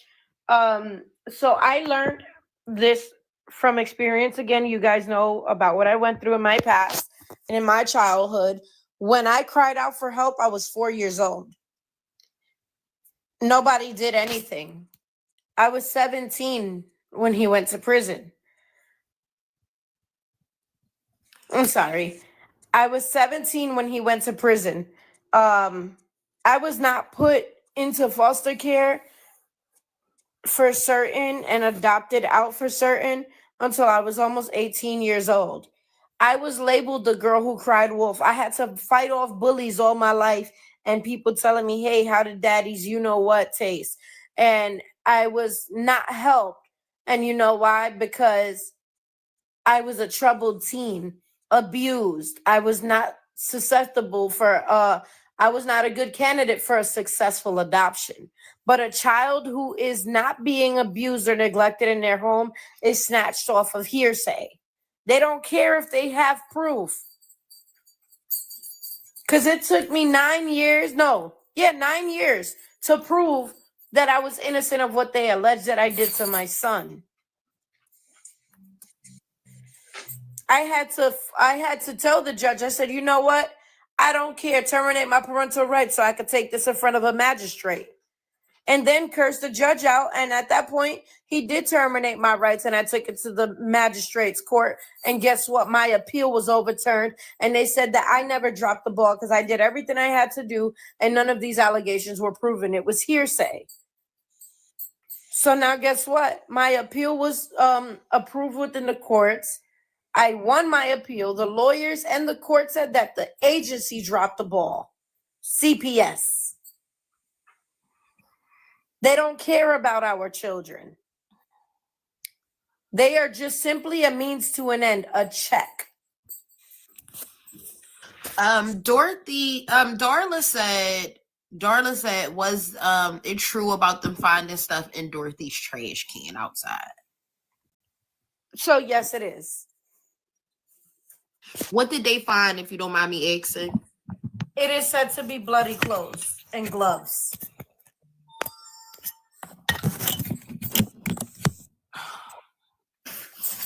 Why she's not behind bars yet, I don't know. Mocha, don't. One of my community members said, do they need any kind of support? What do you mean? Can you elaborate on the question you asked? I can, because that's all I say. Do they need? Because right now the only support that we're seeking from the community, if possible, there are 2 different GoFundMes. The one that Big Cat has is for funeral expenses and to help in this situation. The one that I created upon Tiara's request is for legal fees. We are going after Toledo Police Department. We are going to go after CPS. Yes, okay, so we got a few comments. Natasha says, bloody clothes and gloves. Say, shaking my head. That's not enough evidence. It definitely is, but who put it there is the question. Angela, the lady speaking, is Kimani's aunt, the foster sister of his biological mother. That's who's speaking. Yes, and we are gonna go after what's the Dorothy, because this is not okay. She was failed in so many ways that she did not deserve. We are talking about a beautiful little girl with a bright spirit, nothing but love to give, and all she wanted was hugs. She wanted hugs and she wanted to be loved. She wanted you to bond with her. I am 33 years old and I sat here on the 15th and I played video games on my PlayStation 5 with Kimani for a little while, for quite some time. Kimani very much loves gaming. She is a gamer. Darla, it seems like a lot of your questions is based off of the things that the grandma was saying. Welcome, Pure T. We got a new detective, y'all. Shout out to Pure T. So if you could clear up, because I know they're saying the grandmom said that don't support the GoFundMe. They also said that the grandmother has no say in this right now. Okay. So yes, can you let them know that the mom has the GoFundMe and all of that? Everything that you guys heard out of Dorothy's mouth, take it with the smallest grain of salt. There are 3 GoFundMes that are out there right now, and only 2 of them are legitimate. The one that says Jessica Medina, which is my birth name. It is Tiara is the beneficiary, and that is. So I believe she just said her name is Nadina. Did you guys catch that? Because I've just been saying her sister. Her name is Nadina. Legal funding for the litigations that we are taking into action. Not one attorney can cover all the cases. And the other one that Kat made is for the arrangements for sending her home properly. The funeral home is not covering everything. She's just saying that because she doesn't want her to be laid to rest properly. It was Tiara and Kat who identified the body at the coroner's office. Dorothy didn't go. Dorothy went home to chill.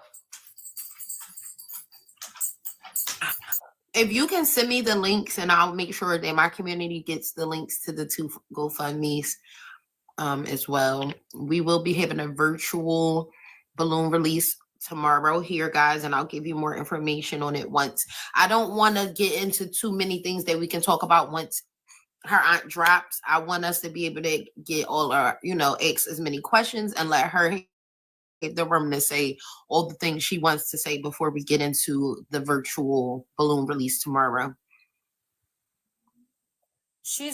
Yes, Dorothy is very much like that.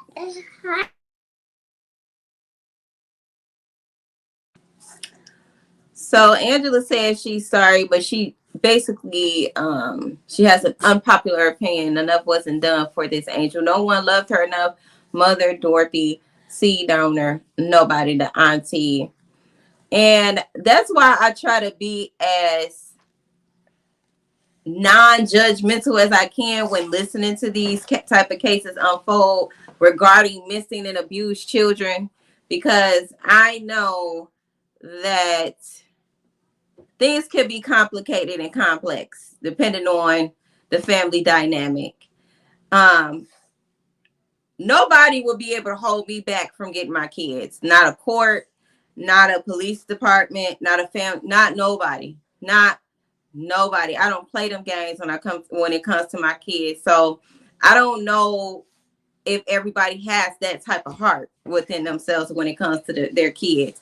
Have I had people falsely accuse me of abusing and mistreating my own kids? Yes, I did. It was their fathers who are very, very bitter in my case. But, when they call, from my experience, how CPS handled me, they ask me certain questions, and then they'll either follow up or not, depending on how much evidence they have. So maybe they did find some evidence with Tiara at the time she gave birth. Maybe it was something that led them to believe that she wasn't fit. You know, was Dorothy the best option? No. Was it something that CPS could have proved that Tiara did? Maybe so. Because again, in my case, I was never contacted again because they didn't have the proof. The person making the claims didn't have the proof. So I don't know. Have you guys ever dealt with CPS, or if anybody worked for CPS? How does these type of situations go? Like, they can't really accuse somebody of something without having evidence. Is that correct? And then when they do have evidence that a person is unfit, why is it that they still choose to allow those people to parent children and foster children and do things of that nature? Much a clown. A joke is the lowest thing she could possibly be. She is not at the bottom of the totem pole. She is underneath it. I want to point out, because somebody in my community just made a mention in our comments over here. I want to point out, and I want you to hear this from me, because since you're here, and it's people that's here that's screen recording, and they do not have the best intentions for this case, you will see later in their live streams that they are going to try to pick you apart. They are going to try to contact you, and they are going to try to make it like your GoFundMe is a fraudulent GoFundMe because you're her foster aunt. Please ignore them. I'm going to.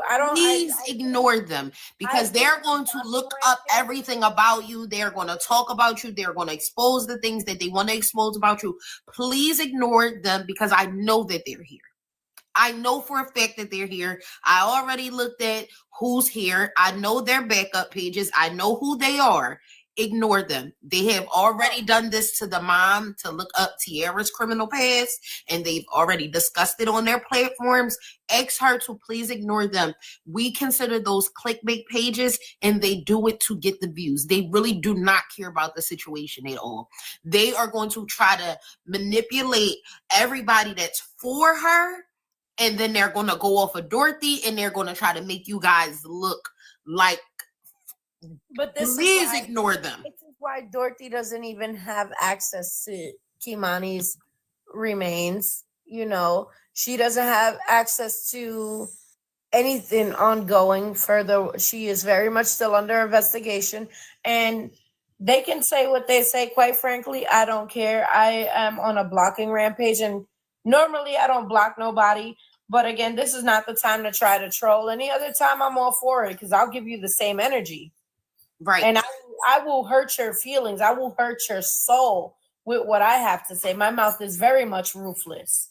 But it's not the time to go through that with any of y'all. And I will be reporting anything that I see as misleading. And be careful with people asking you to come up to. If they hold in the whole panel and there's a lot of people up there, be very mindful of going in those spaces as well.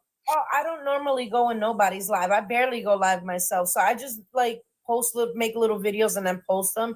And then it actually takes me a while to even post them. So I have a lot of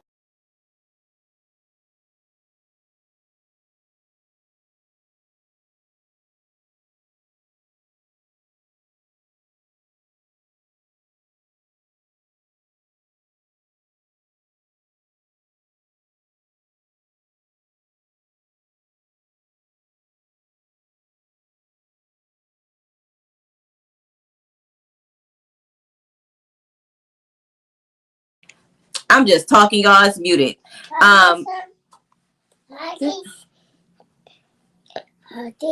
Okay, what I was saying, I was responding to Simply Erica, and she was saying how many times has Tiara tried. According to Nadina, she tried several times to get Kimani, but was unsuccessful. Not sure how true that is. But I'm gonna let y'all finish listening. I'll be right back. things that I'm dealing with, you know, with my health. I just recently learned how to walk again after I was involved in a hit and run, and it left me in a wheelchair for 3 years. I had to learn how to walk again and failed surgeries and stuff. So I'm mostly just trying to deal with the pain. I have chronic regional pain syndrome and extensive nerve damage, but I'm very much not really on TikTok like that. Okay. I am a paid content creator on Bigo Live, and that's where I go live, and I have a secure following, and you know, my gifters, and I have my other content creators. I'm in one of the biggest families on Bigo. You know, we just chill, we vibe, we have our trolling days and stuff, but I can care not Make one. sure you let her mom know. Don't come over here and let them people even interfere with her grief, that she interfere with her grieving stage that she's going through. Normally I would snap on people, and lately I've just been like telling them off in a nice way. Like, listen, I can care less about how you feel. Everyone's entitled to their own opinion, and this is not the time, nor will I allow any of y'all to defame my sister. And anyone that does trust and believe that defamation of character, your IP address can and will be traced, and you will be taken to court, honey. You will be taken to court. Anyone that thinks that they want to involve themselves in this investigation or think that they're a detective or try to defame my sister, we will be taking y'all to court. This is not the time. She is not the one, neither the two. Beautiful. You will not play with my niece. You will not try to get clout off of my niece. This is not a matter for such things. I agree. Before I even spoke on the story, I put it out there. If y'all see them, send them to me and I'll handle them accordingly. Because no, the way they handled Nazia's story, I told them leave her alone, leave it alone. Did you notice we was at 160 people in here when I started talking about them, and we now at 142. Uh-huh. Soon as I start calling them out, they got scared and ran because they know my mods will go in there and find them. I knew they were here. I knew they were here. I'm always knowing how social media works. I mean, it's the internet. We got keyboard warriors. Thank you for coming up and sharing. If anything we can do, make sure you send me all information so that I can keep everybody up to date. Send me the GoFundMe links. Send me pictures of her so that I can post other pictures of her. When and if her mom is ever able to speak and want to speak on her daughter, I have an open platform for her to do it. You already see how I handle the live and how we are here. So she should know that this is a safe, comfortable space for her as well. And anybody else that would love to come up here and talk anything, anytime, you have my number, text me, call me, hit me up here, whatever we can do. And I'll also send over the information once I put this virtual balloon release together. I'll send that information over to you for you and her mom to, in case you guys want to just come in and see how we're handling that as well. I love you guys. I know it's nothing I can say that will bring you guys any comfort. The only thing I can say is that I'm here and my community is here for whatever you guys need moving forward with this. I don't know if anybody here is officially involved in the police or FBI or anything, but what I can say is when I ask them to investigate stuff, they investigate. So if you need anybody to do some digging or something, let me know and I'll put it out there in my community, and what they find, we'll let you know. If you want to give me any of the names of the people, well, you gave us a list. I'm going to go over the list of people you told us to keep the watch on. Give me 1 second. I'm going to go over it. So you said Dorothy, Darnell, KP, Wayne, Shabuka, and Mystery Man. And unknown, boyfriend unknown. So is he unknown completely, or you guys don't want to put his name out there yet? We don't know who the hell he is. But when Shabuka was running around acting like she was Kimani's mother and ran up to one of our friends and said, "Hey, help me find my daughter, please," and acting frantic and acting weird, the woman did capture. That's how they got the picture of her, because I sent it in. That's how Private PI got the picture. I gave it to him and told him, listen, she ran up to a friend of ours saying, "Help me find my baby." But she already knew what was up and she got an eerie feeling about her. So instead of taking a picture of just the flyer to post it, she was able to get some of her face.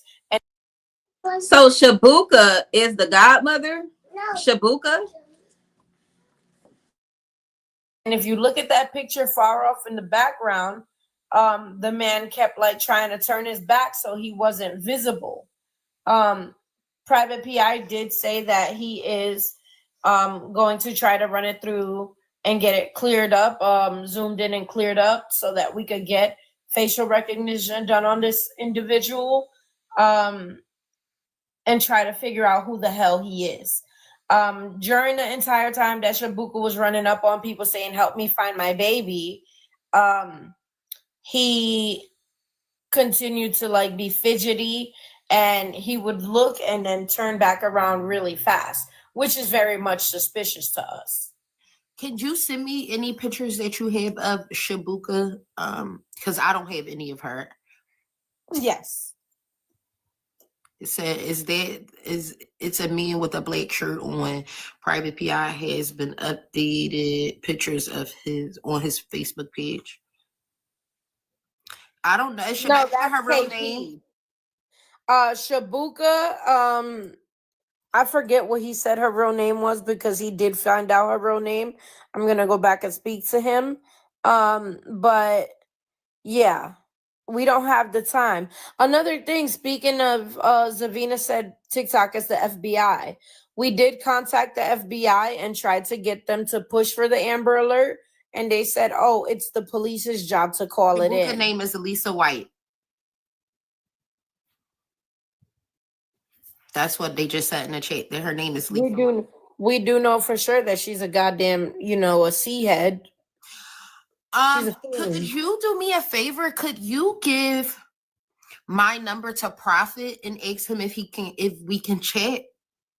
Yes, I can pass it to him. I'm not sure if he's familiar with my page. I'm very familiar with his. If you could just let him know we spoke, and and ask him if he can contact me or if I can contact him at all, because I would love to get in contact with him and we can both put our communities together and find some things as well.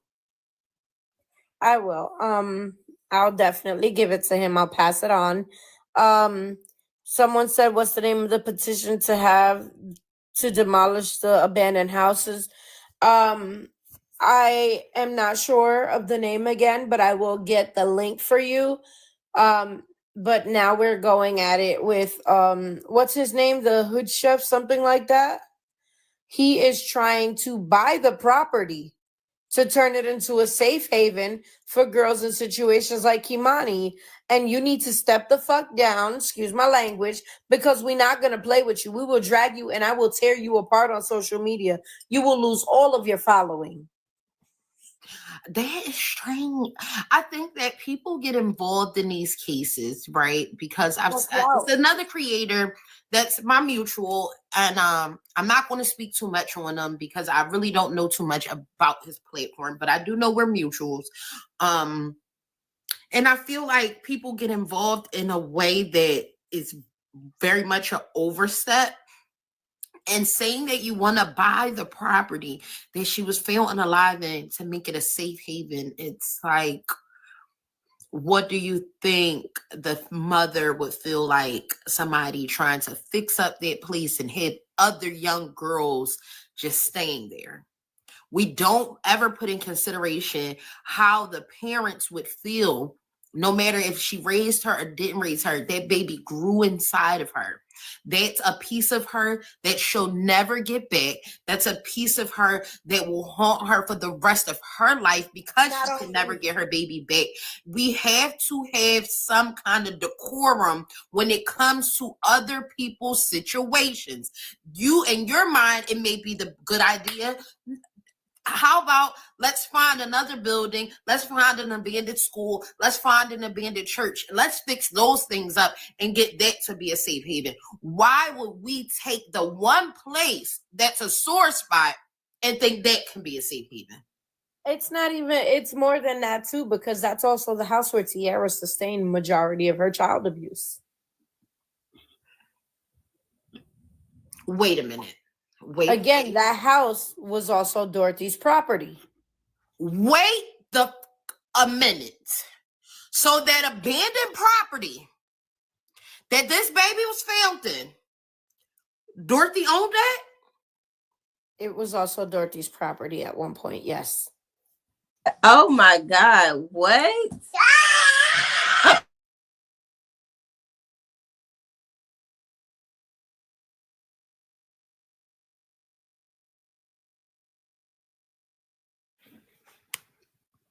So again, everything keeps pointing back to her.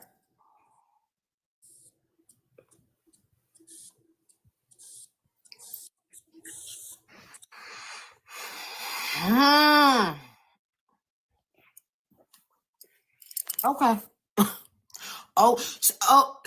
F and K. Okay. I said it earlier when we were when you said it, it missed me. When you said it, in my mind, I was still thinking of the house that they lived in, not the house she was filmed in. So that's why I said it went completely over. I want to clarify this. The house was not recently set ablaze. The house was last on fire 7 months ago.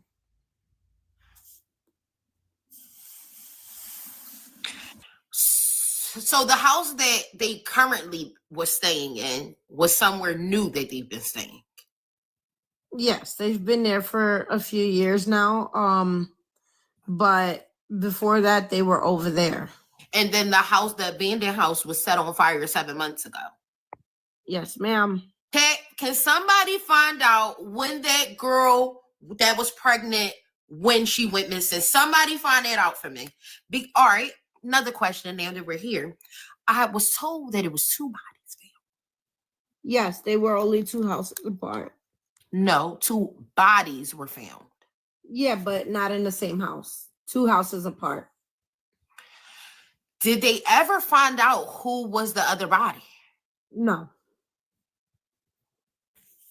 Everybody was saying it was Darnell, but it was certainly not, and we knew that from the beginning. Somebody said, was that the reason Dorothy was able to give the tip? She knew where she told him to take her. That's obvious. So they said, wow, they've been telling all these lies because they said the house was set on fire days ago. No, it wasn't. The house was last on fire 7 months ago. Dorothy called and gave the tip. The grandmom called and said she was in the house, and that's what made them go and look in the house, right? Or was it the neighbors' ring cam footage they got them to go? What made them go look in the house? Dorothy gave the tip.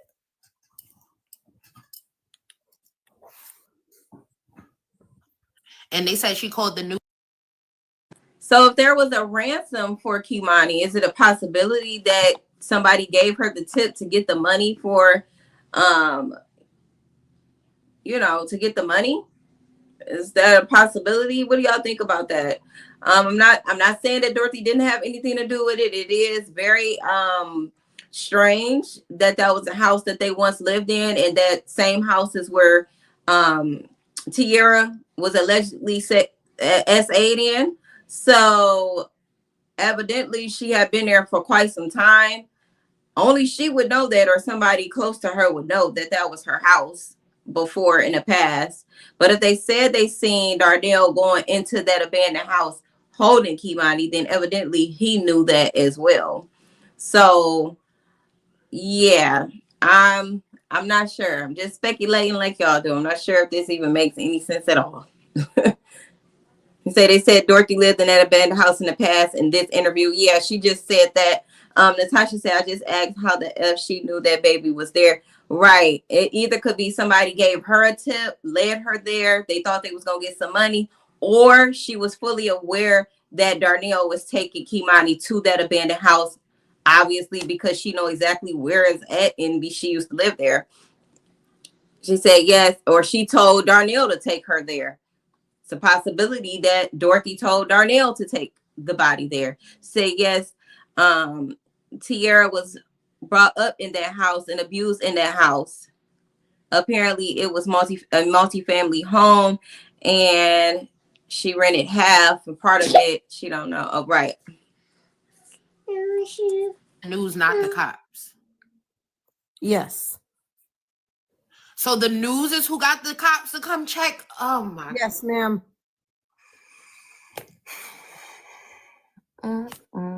They need to bring cadaver dogs to every property. Is how we feel. What did Dorothy say to them that made? Do you know what Dorothy said to them that the tip that she gave, how she knew? No, all that we know that she said that she was informed that Kimani's body was there.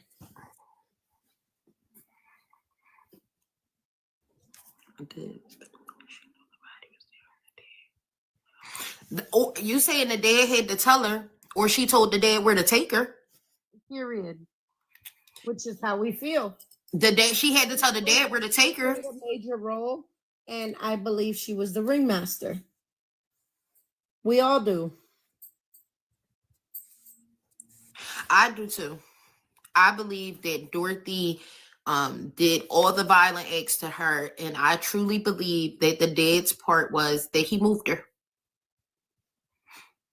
I mean, I could be wrong, and we're going to find out more when it comes, but... You know, it's funny that you say that because that's how Tierra feels. That's exactly how I feel. I feel like the dad moved her. And I feel like, and hear me out, that yes, the reason he moved her is because Dorothy has something on him. And like that comment that just said, I think she did it and has something over his head. Yep. That's how we feel. We're not too very certain. What, of course, they're going to do polygraphic testing on him to see if he's telling the truth about anything or not. But we will find out soon enough. We will find out soon enough, because if I could say. Okay, so she's basically saying that Dorothy is the mastermind behind this whole crime. That doesn't mean that Darnell is off the hook. He ain't just moved her body. He was also raping her. So we're not going to ignore the fact that he was definitely sexually assaulting her. She was getting abused, physically assaulted by her grandmother, and something went too far. Okay, if Dorothy guilty, Darnell is twice as guilty. That's your daughter. If you had nothing to do with nothing, the first thing you would have done is call the police. I don't care what Dorothy had on him. It was nothing it couldn't have been nothing that damn serious. A polygraph, yes. That you say test, no weight in the court. You're right, simply, Erica. That's what I've heard as well. Polygraphs don't really hold any significance in these cases because it could be manipulated. So yeah, like, a loving father that genuinely cares about his children is not going to move his dead child's body into a home just because somebody tell him to. No, you're going to contact the authorities, and you're going to do what you can to make sure that justice is served for your daughter. To say one thing for sure, two things for certain: he did love that little girl. He did cherish that little girl. I'm not taking his side, but we do feel like Dorothy took it too far, and he was either coerced or threatened. Somebody said, why do we keep calling him dad? Because Dorothy said that that's not his biological daughter, but her Tierra, the mother, is saying that is her father. I had pulled up. No, see, this is what we're not going to do. I don't agree with Miss Nadina, who's speaking in regards on his behalf, saying she's not taking his side. That's why I have to draw the line. Okay. When them cops pulled up on him, he begged them to unalive him. He begged them to unalive him.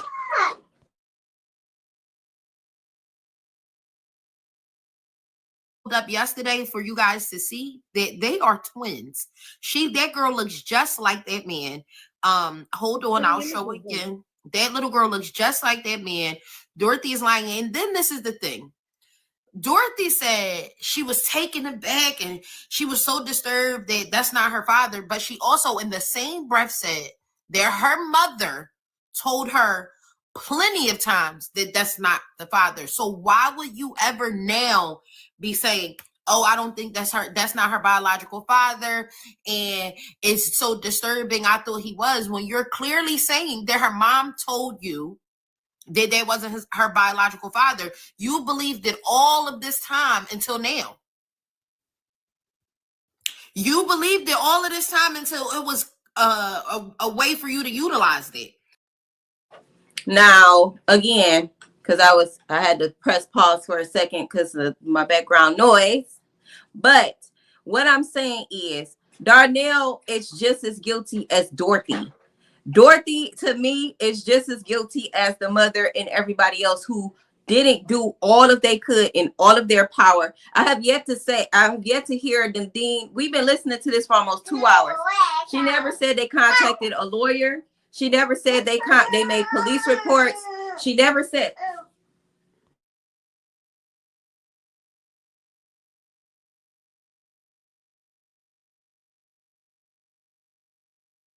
She said with her own breath, her mom told me that plenty of times. So why now is it, oh, that ain't her dad? Come on. Come on. I'm trying to pull up the picture that I used. To get the heat off of herself. She's trying to defame Tiara, to defamate her.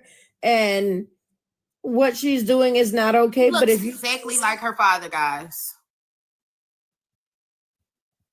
She looks exactly like him. I'm not going to play his audio, but she looks exactly like him. Sorry, y'all, I had to stop it, but okay, I feel like they parading around him right now, and I'm really not liking this.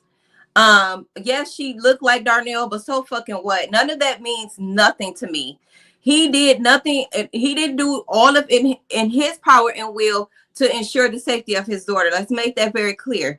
He was SAing his own daughter. Okay, he is getting too much respect, too much recognition right now.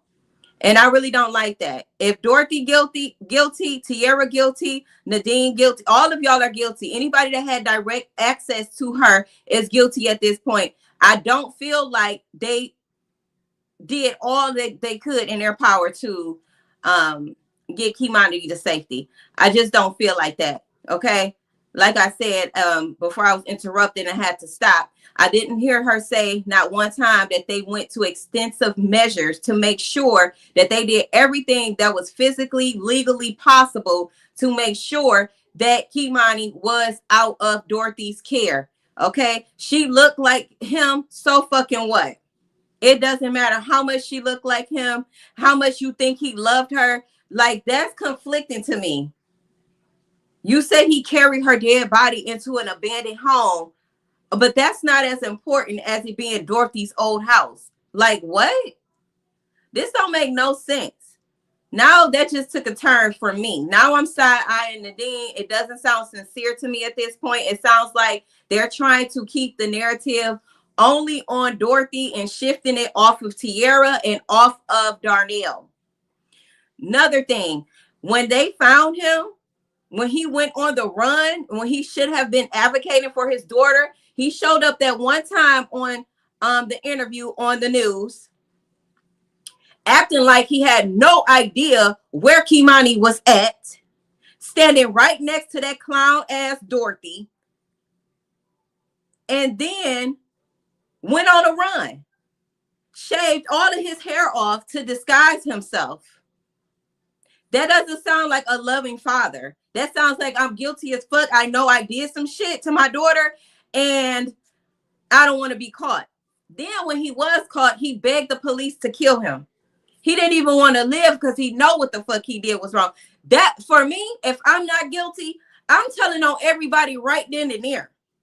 Dorothy did this, Tiara did that, they did this. I know this what happened. I'll take a lie detector test. You could get my phone. I will give them every fucking thing that they need to clear my name, to show that I did what I could. And once I figured out that it was an unsafe environment, that Dorothy was abusing my child, I would have cleared that shit up quickly. He went on a run. So we're not going to give him that admiration or that respect, not here. And I really don't appreciate these ladies doing this like he was such a fucking stand-up father, because he wasn't. He gave 0 fucks about Kimani. Fuck if she looked like him. Dorothy knows she looks exactly like him. We believe that the whole crime scene was staged before she called the police. How long was it from when he was seen taking her in there on the Ring camera and seeing him outside the house smoking before the cops came? That time frame isn't told. It said that he was there at 10 o'clock in the morning, but we're all questioning that as well, being that he was under surveillance by SWAT in Columbus for 2 days. I did see that, a clip where they say he was SWAT was following him for 2 days. Yeah, the police said it themselves. Somebody said 10 a.m. is when my Citizens app went off. I stay on that street. Like, no, for real. My daughter looked like her father too. Do that mean I want that bitch around my child? Let me close her ears. Do that mean I want him around my baby? No. Okay. They knew that Darnell had a record. Dorothy knew he had a record. Birds of a feather. They both got the same type of mentality. So that don't have nothing to do with nothing. It's about the safety of the child. Like, what are we even talking about here? You say, this is why I wanted you to go over this interview, because I already knew you would feel something. Yeah, because I'm just listening at first, but it's like, hold up now. What are we doing? What are we doing? This is not love. Let's not confuse. Let's not confuse this. This is not love. Okay? Mel's reaction say, can y'all hit that like button? Shout out to y'all in the chat. We've been at it for almost 3 hours, y'all. When this is over, I'm gonna get off of here. I'm not. It's got a lot more time. So let's keep going. I posted the scene. Somebody, Ashley said, I feel like the gas was on the stove to set another fire. No, that's why I said the whole crime scene was staged. That's how we feel. She took her time in calling officials. She called family and friends, argued with family, and then later on, hours after, called the Thank you, Malibu. police.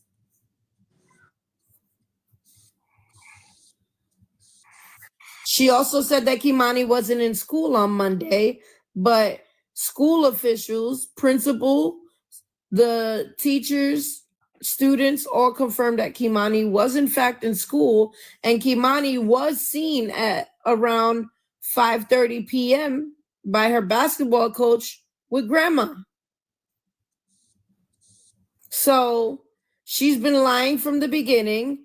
Again, the whole scene was staged. They told us that they found, when they walked in the house, that her pants were in the living room floor by the couch and her underwear were in the dining room. But then they switched it up on the news and said that it was the other way around. There was said to be blood on her pillow in the room. And then they turned around and said that, she was on her menses. We don't know if that's true or not. We gotta wait for the autopsy. But she is a habitual liar, and that's just what she does. She is very much manipulative, and she will tell you something and make you believe it. Shay saying, why was the dad around her, not the mom? We already asked that question, Shay. No, they don't know. They don't know. That's something that they're still questioning too. They have no idea why the grandma was more inclined to let the dad around than the mom. They have their theories on why, but nobody is actually sure why she was still willing to keep that relationship and not the relationship with her mom. But Grandma was charged for forgery for before. money. She would tell Tiara that if she paid her, she would let her see Kimani, and Tiara would send her the money. And yes, that's exactly what it is, Darla. She is jealous of Tiara. But Tiara would send Dorothy the money, and Dorothy would then turn around and block her. Block her for days, and Tiara's blowing up her phone. I mean, back to back to back to back to back, begging and pleading to see her baby. I hope Tiara has all of those receipts. Oh, she certainly does. She certainly does. Pretty Lou, we don't know. We know that so far the dad has said that the grandma had an involvement and it was other people involved, but we don't know until we hear from the dad and see what he has to say. She doesn't know if the dad and the grandma had an intimate relationship. They we're all speculating why the grandma had him around and not her mother. Nobody knows, not her mom, not the family. Nobody knows. Only Dorothy and Darnell can tell us why she was, Girl, my PlayStation remote just went flying. Every time we hit it. Kimani, if that's you, baby, that's an $80 remote, baby. That's a dual sense controller. Do you know if she regularly left Kimani in the house overnight? Yes, I said that already. I said yes. Okay. I seen somewhere where they said that she didn't show up to work that night. So they were saying she called out. Did you hear that as well? That she really wasn't even at work the night that she wasn't supposed to be there? They're saying that she called out. We know that she did not go to work. We're also finding out that she doesn't have a job. I'm wondering, and hear me out. That's what it seemed like. Scoop TV seemed like she just like Annette. Annette was fooling around with Jarvis and Dorothy fooling around with damn Darnell.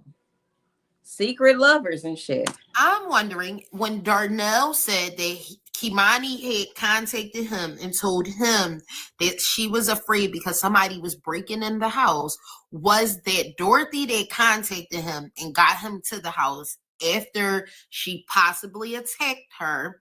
Yep. And then when him and the cousin KP got there, they seen what happened. And then threatened them. Because she has to have something on them.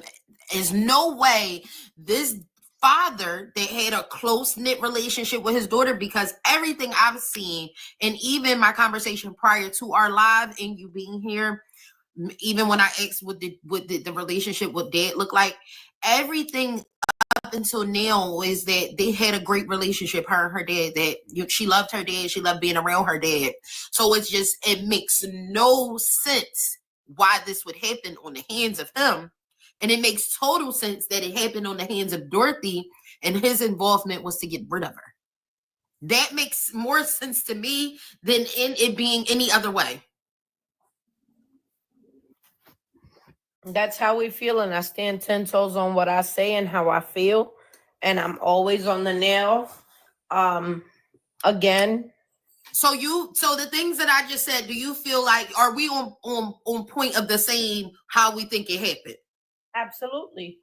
Okay. And I also think that the dad left for them 2 days because once the mom came and he seen how everybody was reacting, he couldn't handle it.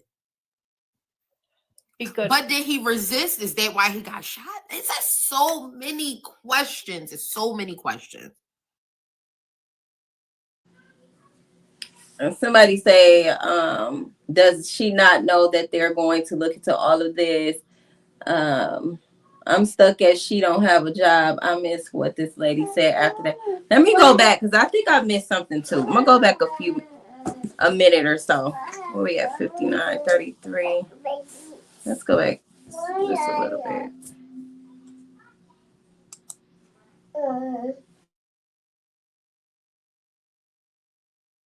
We know that she did not go to work. We're also finding out that she doesn't have a job.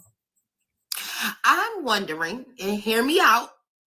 I'm wondering when Darnell said that Kimani had contacted him and told him that she was afraid because somebody was breaking in the house. Was that Dorothy that contacted him and got him to the house after she possibly attacked her? Yep. And then when him and the cousin KP got there, they seen what happened. And then threatened them. Because she has to have something on them. There's no way this father that had a close-knit relationship with his daughter, because everything I've seen, and even my conversation prior to our live and you being here, even when I asked what the relationship with dad looked like, everything up until now is that they had a great relationship, her and her dad, that she loved her dad, she loved being around her dad. So it's just, it makes no sense why this would happen on the hands of him. And it makes total sense that it happened on the hands of Dorothy, and his involvement was to get rid of her. That makes more sense to me than in it being any other way.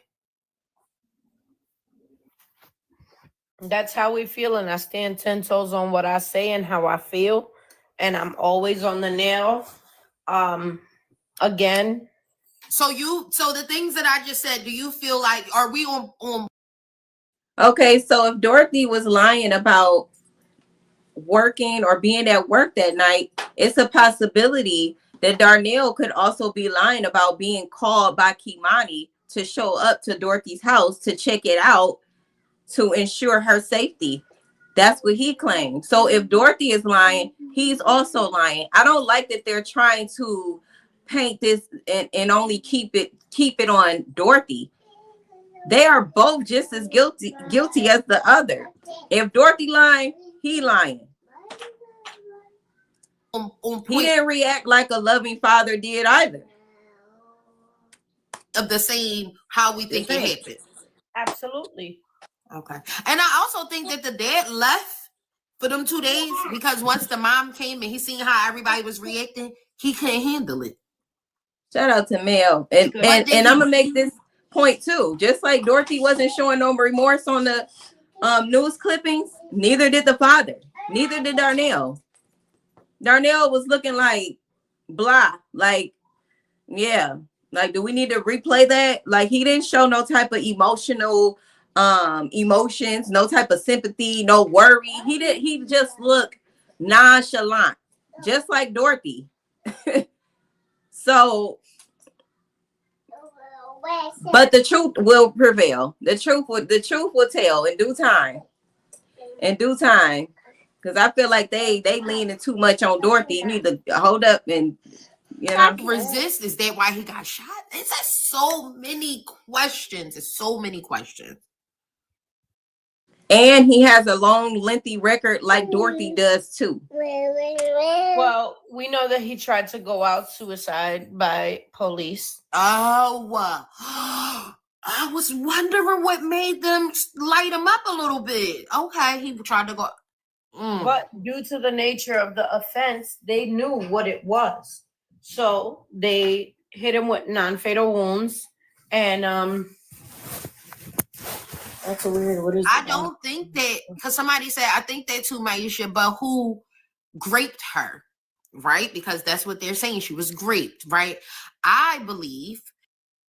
It sounds like her tone towards Darnell is, oh, he was threatening suicide, so they had to give him non-fatal, they had to basically just be easy on him so he wouldn't harm himself. No, bitch. He was actually going to shoot at the police and ask them to shoot at him because he claimed he don't want to live no more. The question is why he all of a sudden don't want to live now that he done been caught. He had the gun in his pocket. If he really wanted to kill himself, he could have been did that before he got caught. That's because he thought it was safe with that baby mama. He thought he was safe. He out there walking with a bald ass head. So let's continue. The other people involved did it, and What are you staring at? and I believe that it was done because they were trying to cover this all up. That's Kimani's baby. He was just staring off into the hallway, looking at nothing. Hello. You see why she loved him? Yeah. Hello. Can you say hello? Hi. Say I love you. No? Not right now. Come on. Put a bed. Anybody else in the chat has any more questions? She's been here with us since 10 a.m. I don't want to have to keep her any longer. Any other questions? Any other questions you guys have? We are going to get the links for the GoFundMes. We are also Shout out to Janice for the Cash App. I got your Cash App, love. Thank you. also going to put together a virtual balloon release for her. Anything, Auntie, thank you for coming up and speaking. Any other questions? Anything? And see, that be the thing. What's her name? Lanelia. Sorry if I'm saying that wrong. That's the thing. Like, don't think somebody too cute to be a predator. Like, what is we talking about? Them the main ones that be predators, the ones that don't look like predators because you think they cute. They think they cute. They get a lot of girls or whatever the case is. That don't mean he ain't sick. That don't mean he ain't preying on children. Just because he looked like his daughter don't mean he wasn't lusting his daughter. That was stupid to me. I'm not finna give him that much damn reverence or respect. You get none of that until you're proven innocent in the courts. As far as I'm concerned, everything that he did, every step he took, it was guilty. Anything else you would like to say to us that you haven't already? Thank you, Angela. No, just another reminder for those that didn't hear that are just coming in. We are asking individuals. Kimani's favorite color was red, but we are asking for red and purple for tomorrow as her birthday theme, and to light up your houses. Thank you, Ray. I see your donation as well. Thank you. Red in her memory. They said they're sending you and Mom hugs. They're praying for you guys. Please also send me the information for tomorrow so that I can post it for any of my followers that is in the area and that would like to come. Yeah, so again, one of the GoFundMes is created by me. The beneficiary is Tierra. Look at how he's acting. It's weird. The other GoFundMe was made by Big Cat. And the other GoFundMe is not sure for if you heard the services. The one that I have is for the litigation and legal fees. So there are two separate GoFundMes that are legitimate. The other ones are make believe. What are you looking at? He's following something. Mm-hmm. I feel like she's here. Somebody say Kimani is there with you both. I feel it. Like the light has gone off. Again, my controller just went flying a little while ago. The light went off about the first time it went off twice and 2 times in a row and then cut off. And then I was like, damn, did the light bulb die out? I was like, impossible because I just bought it. So I went, I unplugged it. The second time it happened, it stood off for a while and then it just started flickering on again. So I checked if it was plugged in all the way and it was. So I had to turn it off and turn it back on. I will only be sharing the things that you send, so nobody. Yeah. Good afternoon, Red. Yeah, everything about this is definitely giving guilty. Mel's reaction says hit that like button. Thank y'all. Shout out to everybody that's going to catch this replay as well. I over here in this community shit not know what the real GoFundMe's are. Again, I'm going to post some about what's happening tomorrow if anybody is here in the area. I know one young lady in the comment section said she lives on their block that it happened on, so I will try to get all of that out there. Again, this is a safe space for you and whomever else wants to come up here and speak, family, friends, teachers, whomever. Feel free to give my information to anybody that wants to come and speak on the behalf of Tierra or Kimani. Yes, the super stickers and chats definitely help. I also usually set a goal for my lives up there in the left-hand corner where you can see the black circle with the 1 out of 10. You can also literally click that link and just donate. I think I got it set for like $5.99 to help me reach my live goal as well if you want to support that way. You guys have this space here. And for those that don't know, I do have a healing trauma ebook. If you guys click the link in the description, I have all of my links in the description. Okay, I created a comprehensive and transformative approach to healing trauma and understanding trauma. Okay, on a neurological level, psychological, and emotional. Also, I am a transformational coach where I coach people. I created packages to be able to coach people depending on the package that you choose. I offer 3 months to 12 months at this time. And basically, I'm a guide to help you transform trauma, which is something that is not easy and very complex. But possible, okay? So if you want, you can check out my links in the description. I'll talk more about that later. For me, okay. Just again, keep us as updated as possible as you can. I'm not asking you to do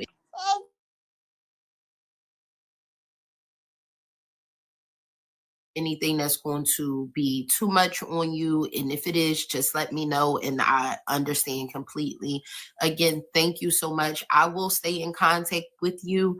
I'm going to save your contact number now so that we can stay in touch. Again, I can't thank you enough for coming up and giving us some insight into more of this and clearing some things up for us, because again, it's the internet and everything is.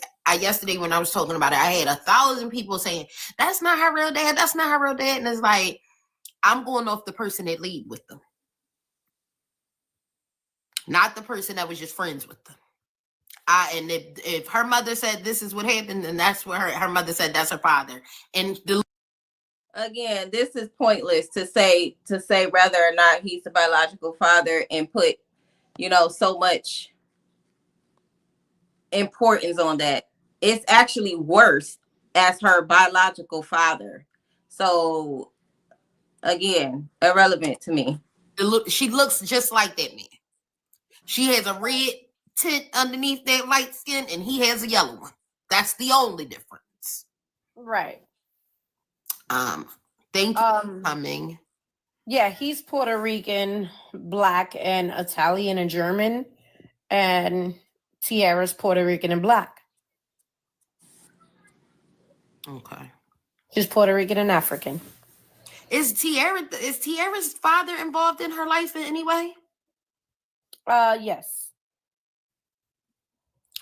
And how does he feel about everything? And what does he say about Dorothy?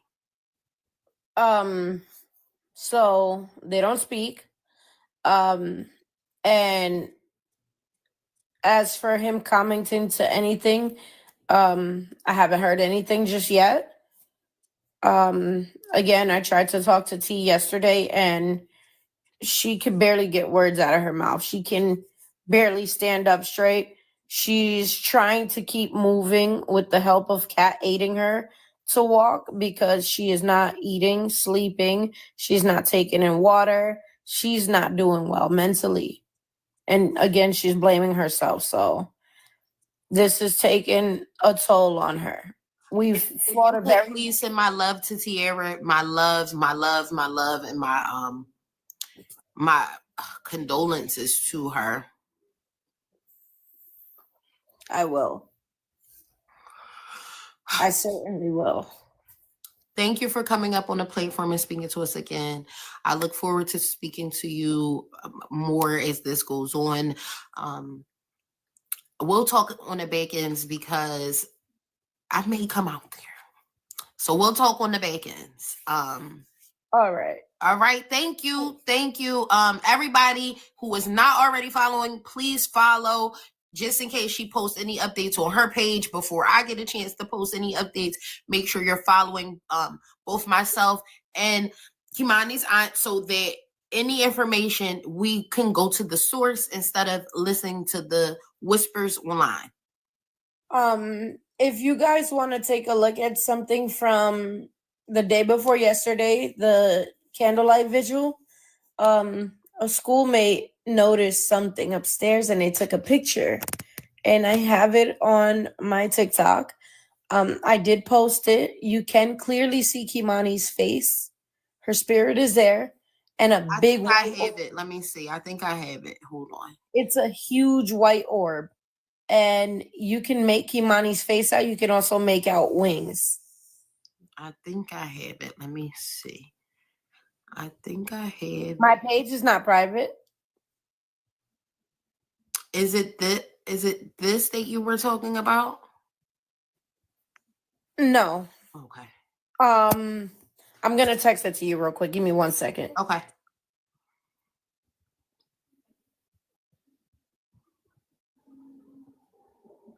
I think she's talking about her Facebook page. I'll let her know when she comes back that you guys are talking about this page.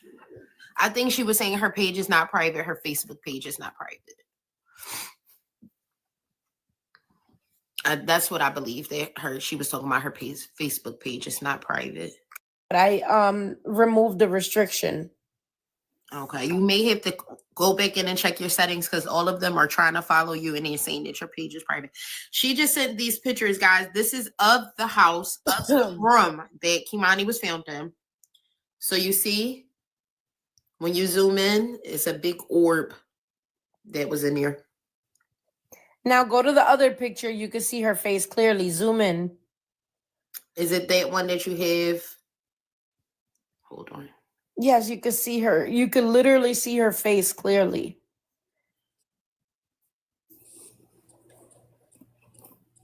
I can see it, but I don't know if they'll be able to see it. I'm going to post it in Discord for you guys. I won't post it here on TikTok, but I will post it in the Discord for all those who are in the Discord. I'm posting them now. And again, don't forget to send me other pictures of her. Certainly Everything you think that will be beneficial for me to have. I just put it in the Discord for all those who are in there. They said, wow, her spirit is so strong. I seen it. Oh, they seen it. They seen the wing for sure. Here, I'll show it again. I just put the picture that they took of the window, and if you turn up, you know how you go, if we have iPhones, you go to the 3 lines on the bottom, like to edit the contrast and all that. I turned everything up to 100 and it cleared up the picture even more. But in that picture, you see her face right above the orb. I see it there. Yep, with her hair down, everything.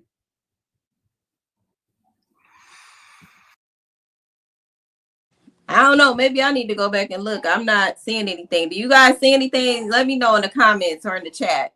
Do you see what appears to be Kimani's face in the picture that she's showing on the live? Maybe I need to go back and look at it a little closer when I get off of here. I don't see anything. I do see the white light. You say, what does the aura have to do? We would prefer to see her live. Yeah, absolutely. My Facebook is Moody, Mooody, and then you're gonna space and you're gonna put Gives, so GIVES hyphen NAFUCCS, and my page will pop up. This is her page, guys.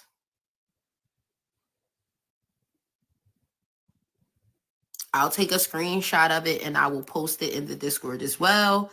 So you guys can find her on Facebook and you guys can follow her here. Let me put this in the Discord really quickly.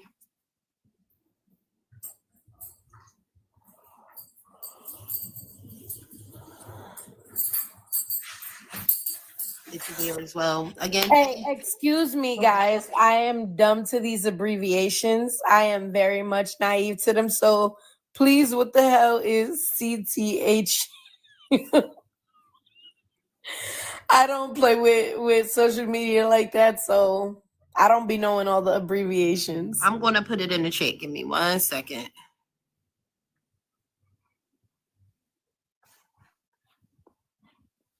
Oh. Because that definitely would be crazy, Red, if Dorothy is unemployed. She set up on that news talking about Darnell playing in our face. She set up on that news and said she was at work. Crazy. You know what? I don't. When some people wake up the demon in me, there's no stopping me. And when I say that this has woken it up, this has certainly woken it up. And despite my leg being messed up now, people can still catch these hands.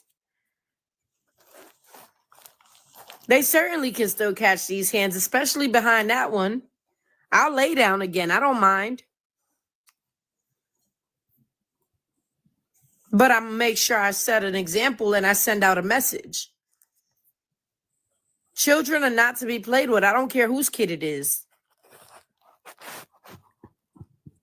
My hands and feet are registered deadly weapons. I have been boxing since I was 4 years old. My boxing career ended because of the accident. I was taking friends to go food shopping because she didn't have no food, her and her grandmother and her baby. And the police decided in the Bronx to conduct an illegal high-speed chase in a residential area. And the cop lost control of the vehicle, hit another car, flipped it, jumped the curb, and mauled into 10 people. Me being one of them. Guys, I put it in the chat already. It's already in Discord. Meek.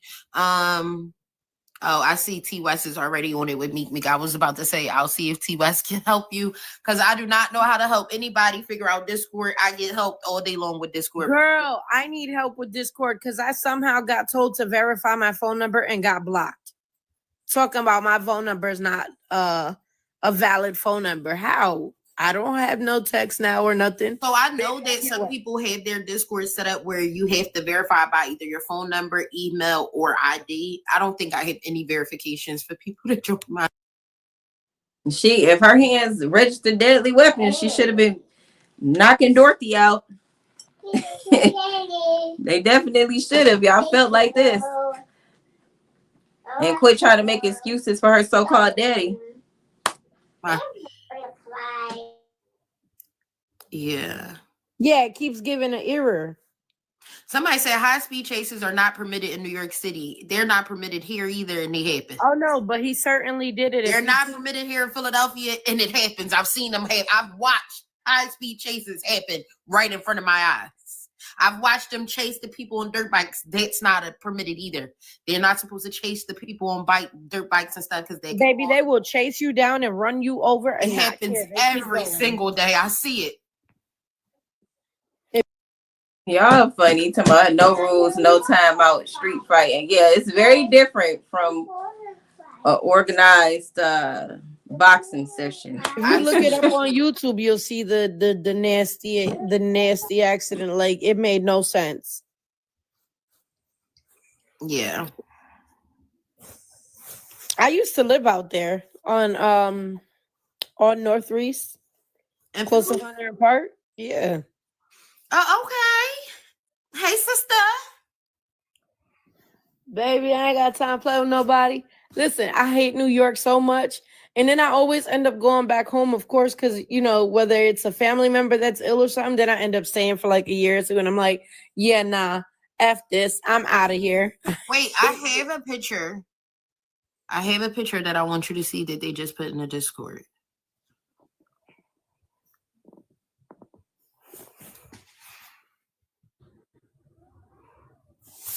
That's Shabuka, yeah. This is Shabuka, guys. This is Shabuka. Yes, I'm born and raised in New York. I'm from the Bronx, uptown area, Gun Hill. I grew up on Burke and Wallace. It's known as Baghdad Burke. My neighborhood is very much really bad. Somebody said, "Oh, she looks guilty." Somebody else said, "Who is that?" Can you just give a brief who Shabuka is? She is the individual She look like a damn Shabuka. that I like to call What is a Shabuka? the fiend out bee, who was claiming to be Kimani's mother right after her disappearance.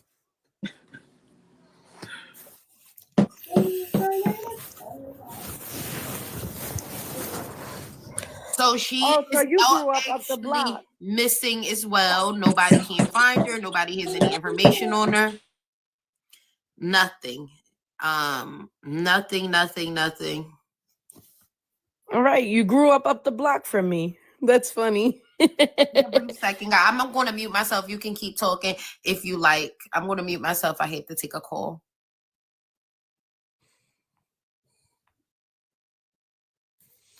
She said, I knew New York was in the building.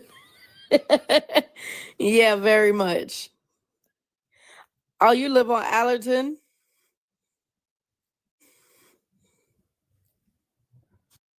Hey, Shabuka. She say sound like something from Star Wars. Look at her though. She look like a Shabuka. I've never heard nobody have that name a day in my life. That is definitely a first. Girl, I used to go get my nails done on Allerton until I had to beat up the nail I don't tech know, but 'cause it she seemed messed like up. Nadina, the one that's talking, it seemed like she's trying to give herself credit, like street credit. She keeps saying she's from the Bronx. She can fight. She registered her hands. Registered. Like none of that has nothing to do. If you didn't use them registered hands and feet to make sure Kimani was safe and all ass was beat, then I don't want to hear it. I don't care. But my nail and gave me an infection.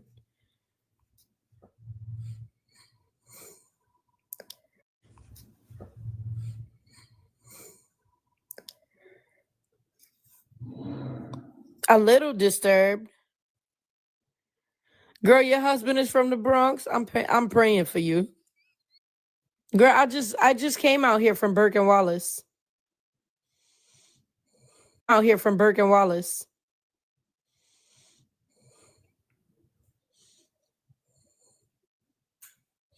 Each and every one of them do need to be found.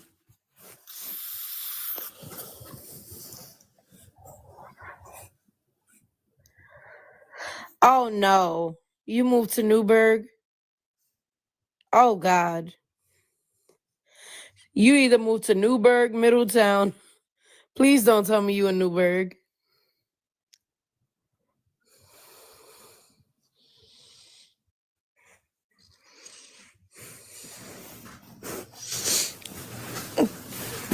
Thank you.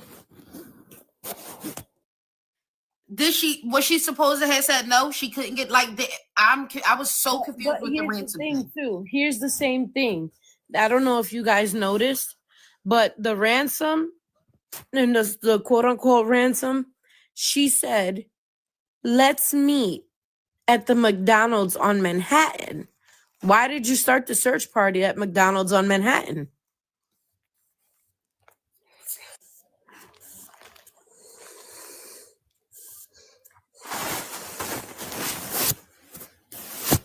A lie detector test, because we know for certain she's going to fail. No, she did not. I don't even feel like we would need. I feel like once Darnell really says everything he's going to say, he's going to speak. And if they get access to her phone, and then if they get access to the house and go search the house, I don't even think you guys are going to need a lie detector test. Hey, can you go, Maisha, can you go on Facebook and look up the Kimani song that they made for her and play it for them? It's on Facebook. Nadina did say she stays in Cleveland with Tiara. So did she say she stayed in the Bronx? Maybe she meant she's from the Bronx. Okay. Facebook, hold on. Yes. Say you're not a kid. Do I just look up the Kimani song they made for her? Give me a second. Let me go get it for you. I'm gonna share you the link because I shared it on my page. Okay.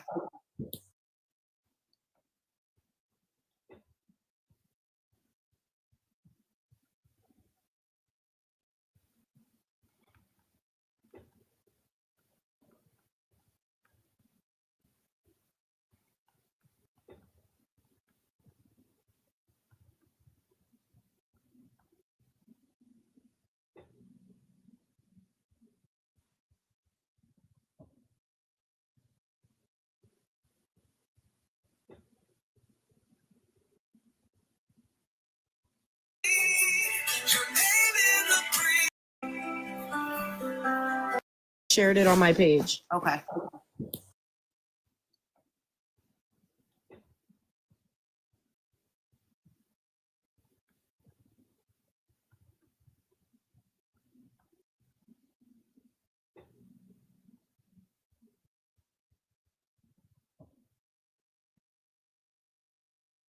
Skies of pain in a house of shadows where hope won't remain. The flames told the story, the silence won't hide. A city now weeps the tears it can't confide. 13 candles blown out too soon. The stars bear witness under the cold pale moon. Pale moon, those meant to shield her, turn dark. Taking her in there, and it's nothing in my mind that believes that that it was on the dad. I'm gonna skip past it because I don't want to get flagged, y'all. That's the only reason. But that was supposed to be a song that was dedicated to Kimani. I'm not giving him any excuses for the part he played. But if I'm following the things that I've researched, following the things that my community have sent me, and also taking into account everything that aunt has said, the dad seems to me that he knew and he transported her. The grandmom seemed to me that she did the eggs.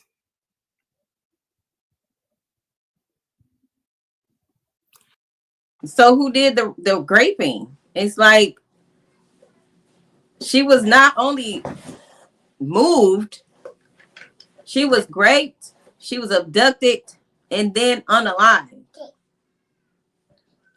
Who did the cutting of her hands? Her hands were removed and her head was nearly decapitated. This is what they said on the news.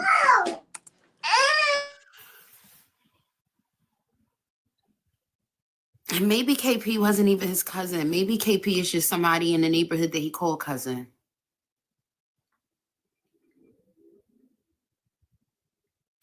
I literally just, and I cannot believe it. I cannot believe that. I mean, I believe it, but it's like mind-blowing. Everything points to the grandma. But you know what? It's not surprising that dad is in custody because they have ring bell footage of him carrying her in there. So it's not surprising that he's the one that's being arrested and the one that's charged. But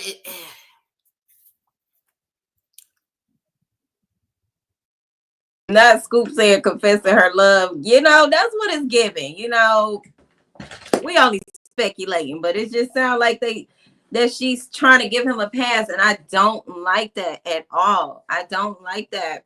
She say, it's crazy because Nazia's family won't talk, and Kimani's family is doing too much. Yep, sound about right. Because Annette, Shannon, and them, they refuse to say any goddamn thing. They refuse. And when they do speak, when Shannon did speak, it was stupid shit.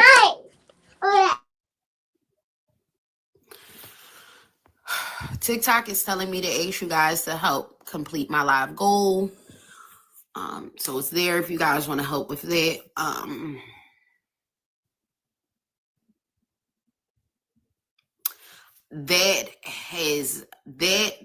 I am baffled by. Thank you for that. Baffled. I actually cannot believe it. And then they got somebody that's saying they want to buy the property and turn it into a safe haven for girls. It's nothing ever about their house that's safe for girls. We know that the mother was abused there. We know that 2 other girls that was in the grandmom's custody, one is missing, one was unalived.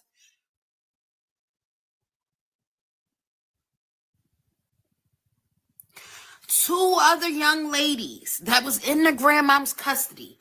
One was unalived.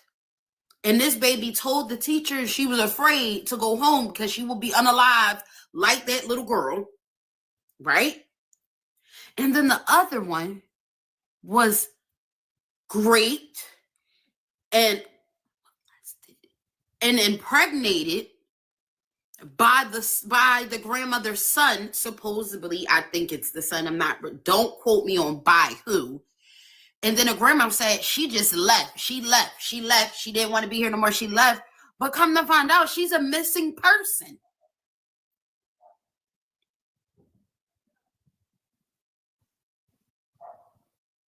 She's a missing person.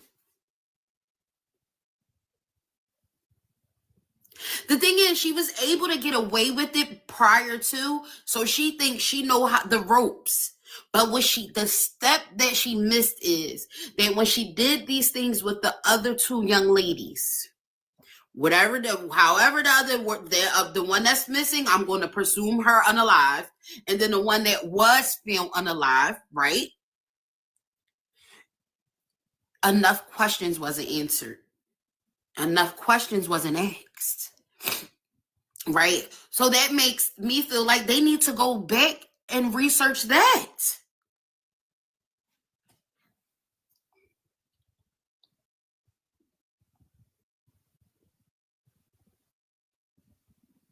She's sending everything she said she would send for us, guys. And once we get over live, I will be posting it. Hold on. I need to make one phone call really quickly.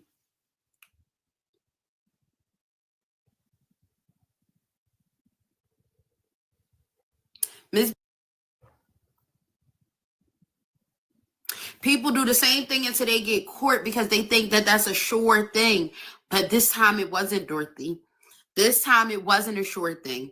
Those other 2 young ladies, yes, they were foster kids of yours and probably didn't have anybody, but Kimani had people. And now the things are going to be unfolded. The things are going to be unfolded. And you can't get away from it, Dorothy. Not in the least. You cannot get away from it, Dorothy. Yeah, I'm still questioning that Scoop TV. How is she able to just get away with unaliving children? Well, they don't know if the one girl was unalive. They just said they haven't heard from her.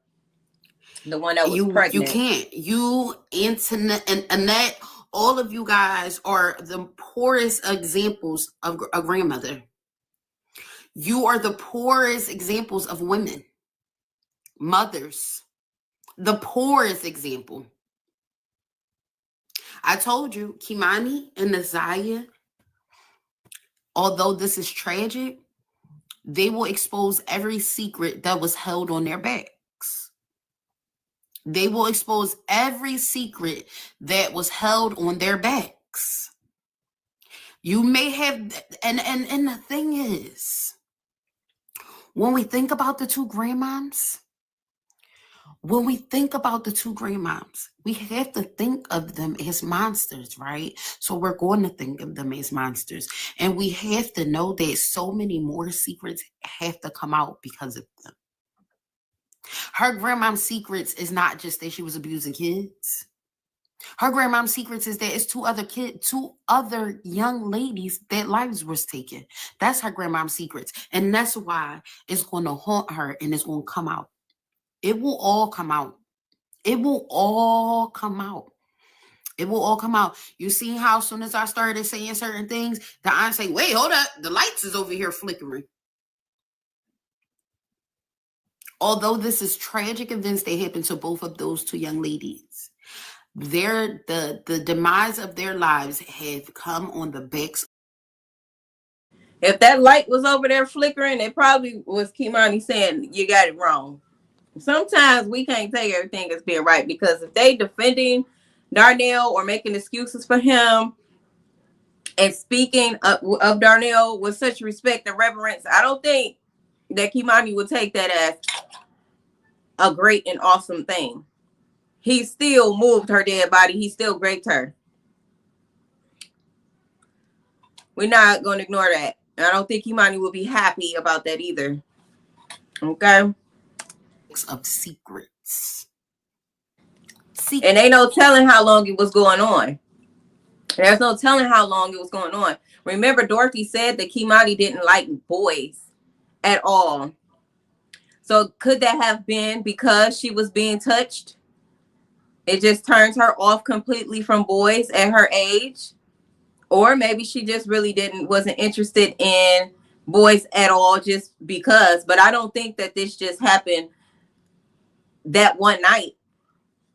I don't. Secrets. Where they feel like nobody will know, nobody will ever say nothing. They can just go on about their daily lives. Nope. They both have been court. They both have been court. They both have,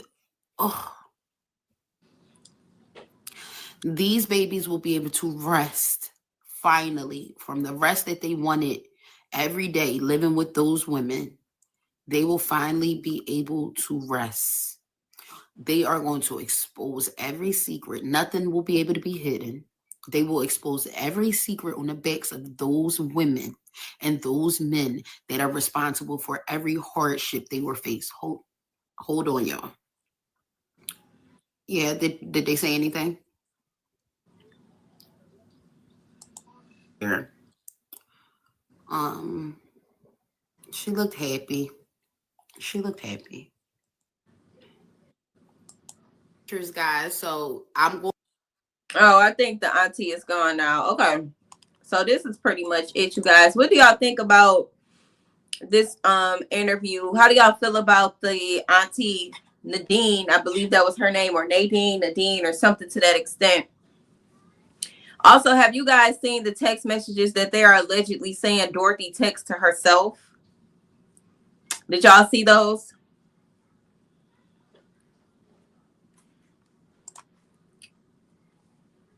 Change this layout.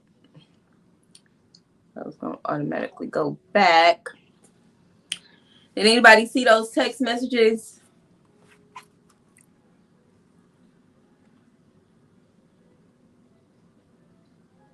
The ransom, yeah. Yeah. So I'm not sure what else this creator has or any other interview she did, but I'm going to check it out and see. Malibu, or if any of y'all got any information, email me. My email is going across that banner down at the bottom for y'all that don't know as well, or you can look in the description. All my links and everything is always in my description. So if you're going to send me anything, any leads that you see or you've been searched, or people email me quite often about certain things, and we go back and forth conversing in email about our thoughts and what we think. Shout out to Malika. I'm not sure if she's here, but we go back and forth in email all the time. Just talking about things and how we feel about certain things and information that we come across. So feel free to do that. And Obviously, keep it respectful. Say, I saved your email. Okay, Malibu, cool. Say, I hit you up. Okay, good. That's fine. Say that grandmammy Dorothy is knee deep in this. Yeah. Yes, they setting up Darnell defense already. That's what I'm feeling like in Bernadette. And I don't like that. I'm feeling like that.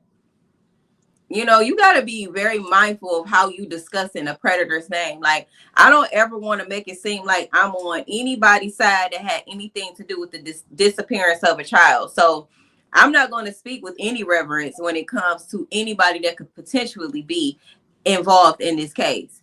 Not based off how they look or based off or saying things like they loved her. Clearly, nobody loved her. Not especially the people that had direct access to her every day didn't love her. I would not associate the missing and unaliving of a child in the same sentence of, but the people who carried her body into an abandoned house loved her. That's insane.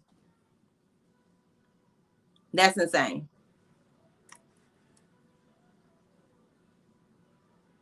Hey, 2-time.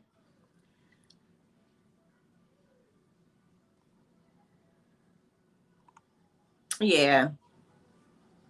So they love that monthly check. Okay, that's about it.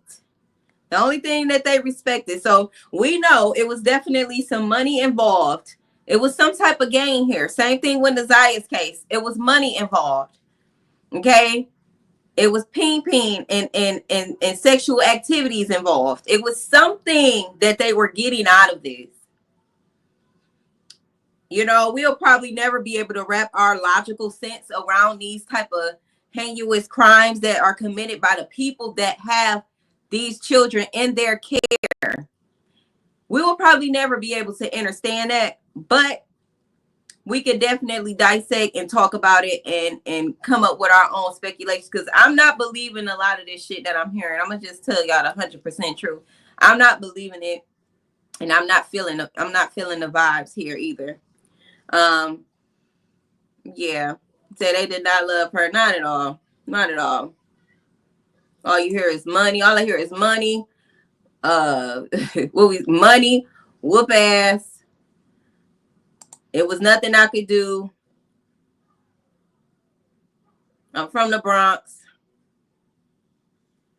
Darnell loved her. Bunch of bullshit. Oh, but it was only Dorothy's fault. Only Dorothy did it. Dorothy is the one to blame. No. Kimani had 2 parents. Kimani had 2 parents. Apparently, Darnell didn't even have custody of Kimani. He was going to visit Kimani at the grandma house.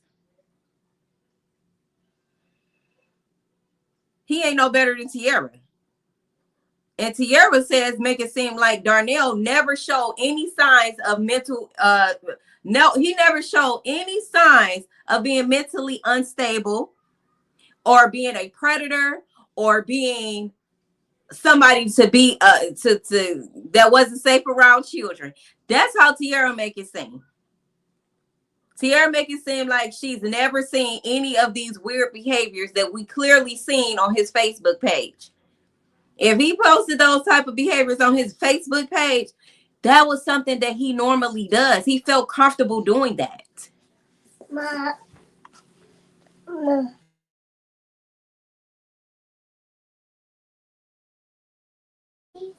Baby. So it's just not making no sense. You say, but you found the videos and you ain't even know him, but they didn't see it. Yeah. Yeah. It's just not making no sense. Thank you. Baby. You say that's a summary of what we just heard for the Bible. You say you giving seductive teacher. Oh, not seductive teacher. Lady D, you is funny. Thank you. That is funny. You say they knew he was off. Right. He clearly had mental issues.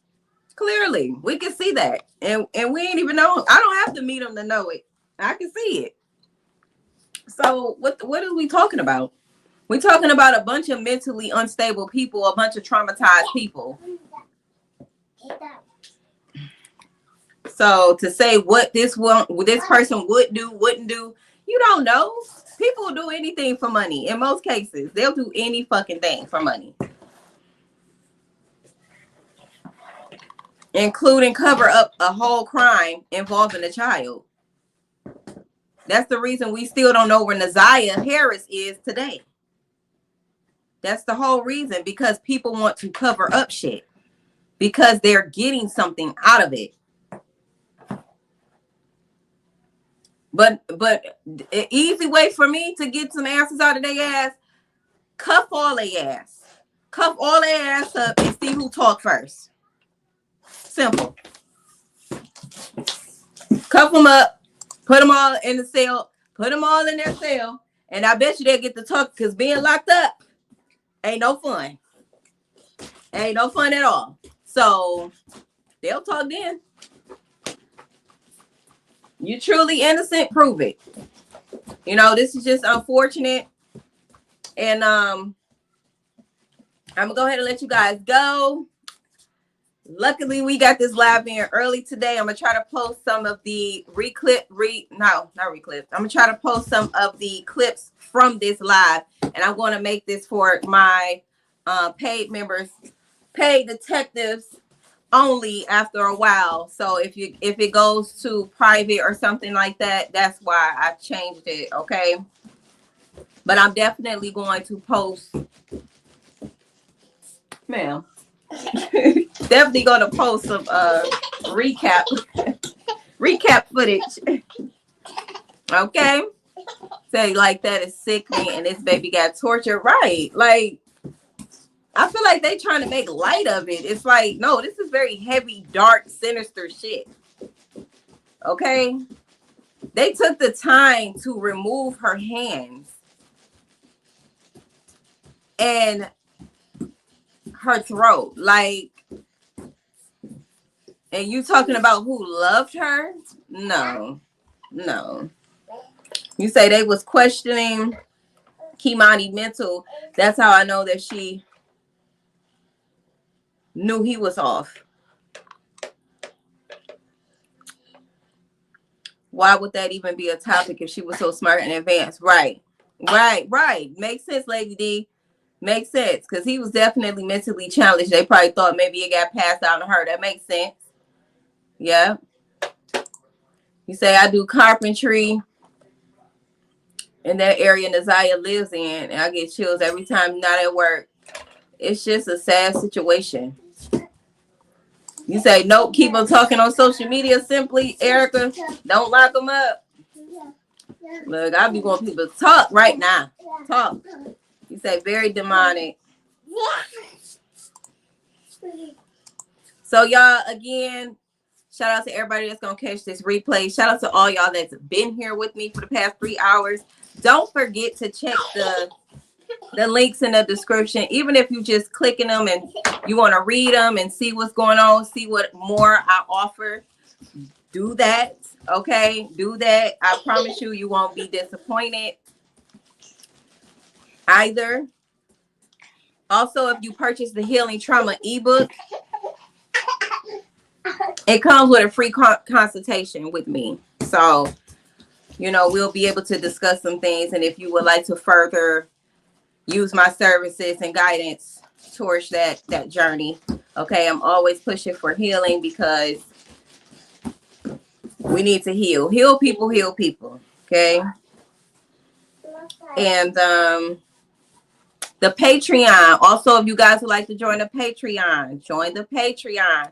I'm still getting together my content for the Patreon, but if you would like to join it, where we can directly chat with each other and discuss topics, family dynamics, all different type of things, okay, definitely check out the Patreon as well,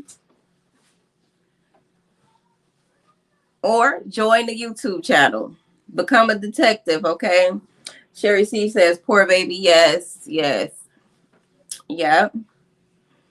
We love to see green in the chat. Shout out to everybody who subscribed to the YouTube and the members as well. I appreciate each and every one of you guys. I know why my tongue be twisted sometimes. I think sometimes my brain be moving faster than my mouth. Go figure. So yeah, y'all. So I see y'all later. For those that's gonna catch this recap. Yes, it's gonna be a recap because I know people be like, "Is that we just watch it?" Yes, I'm gonna repost it. Okay. And that's pretty much it. Y'all enjoy the rest of y'all evening. I'm gonna get ready to go cook, clean up, do some things. So what he did was beyond evil. Absolutely. Absolutely. Love y'all very much. And I'll see y'all later. Ciao. Make sure I ain't miss no comments. I like to wait a few minutes. A couple seconds. Okay. See y'all.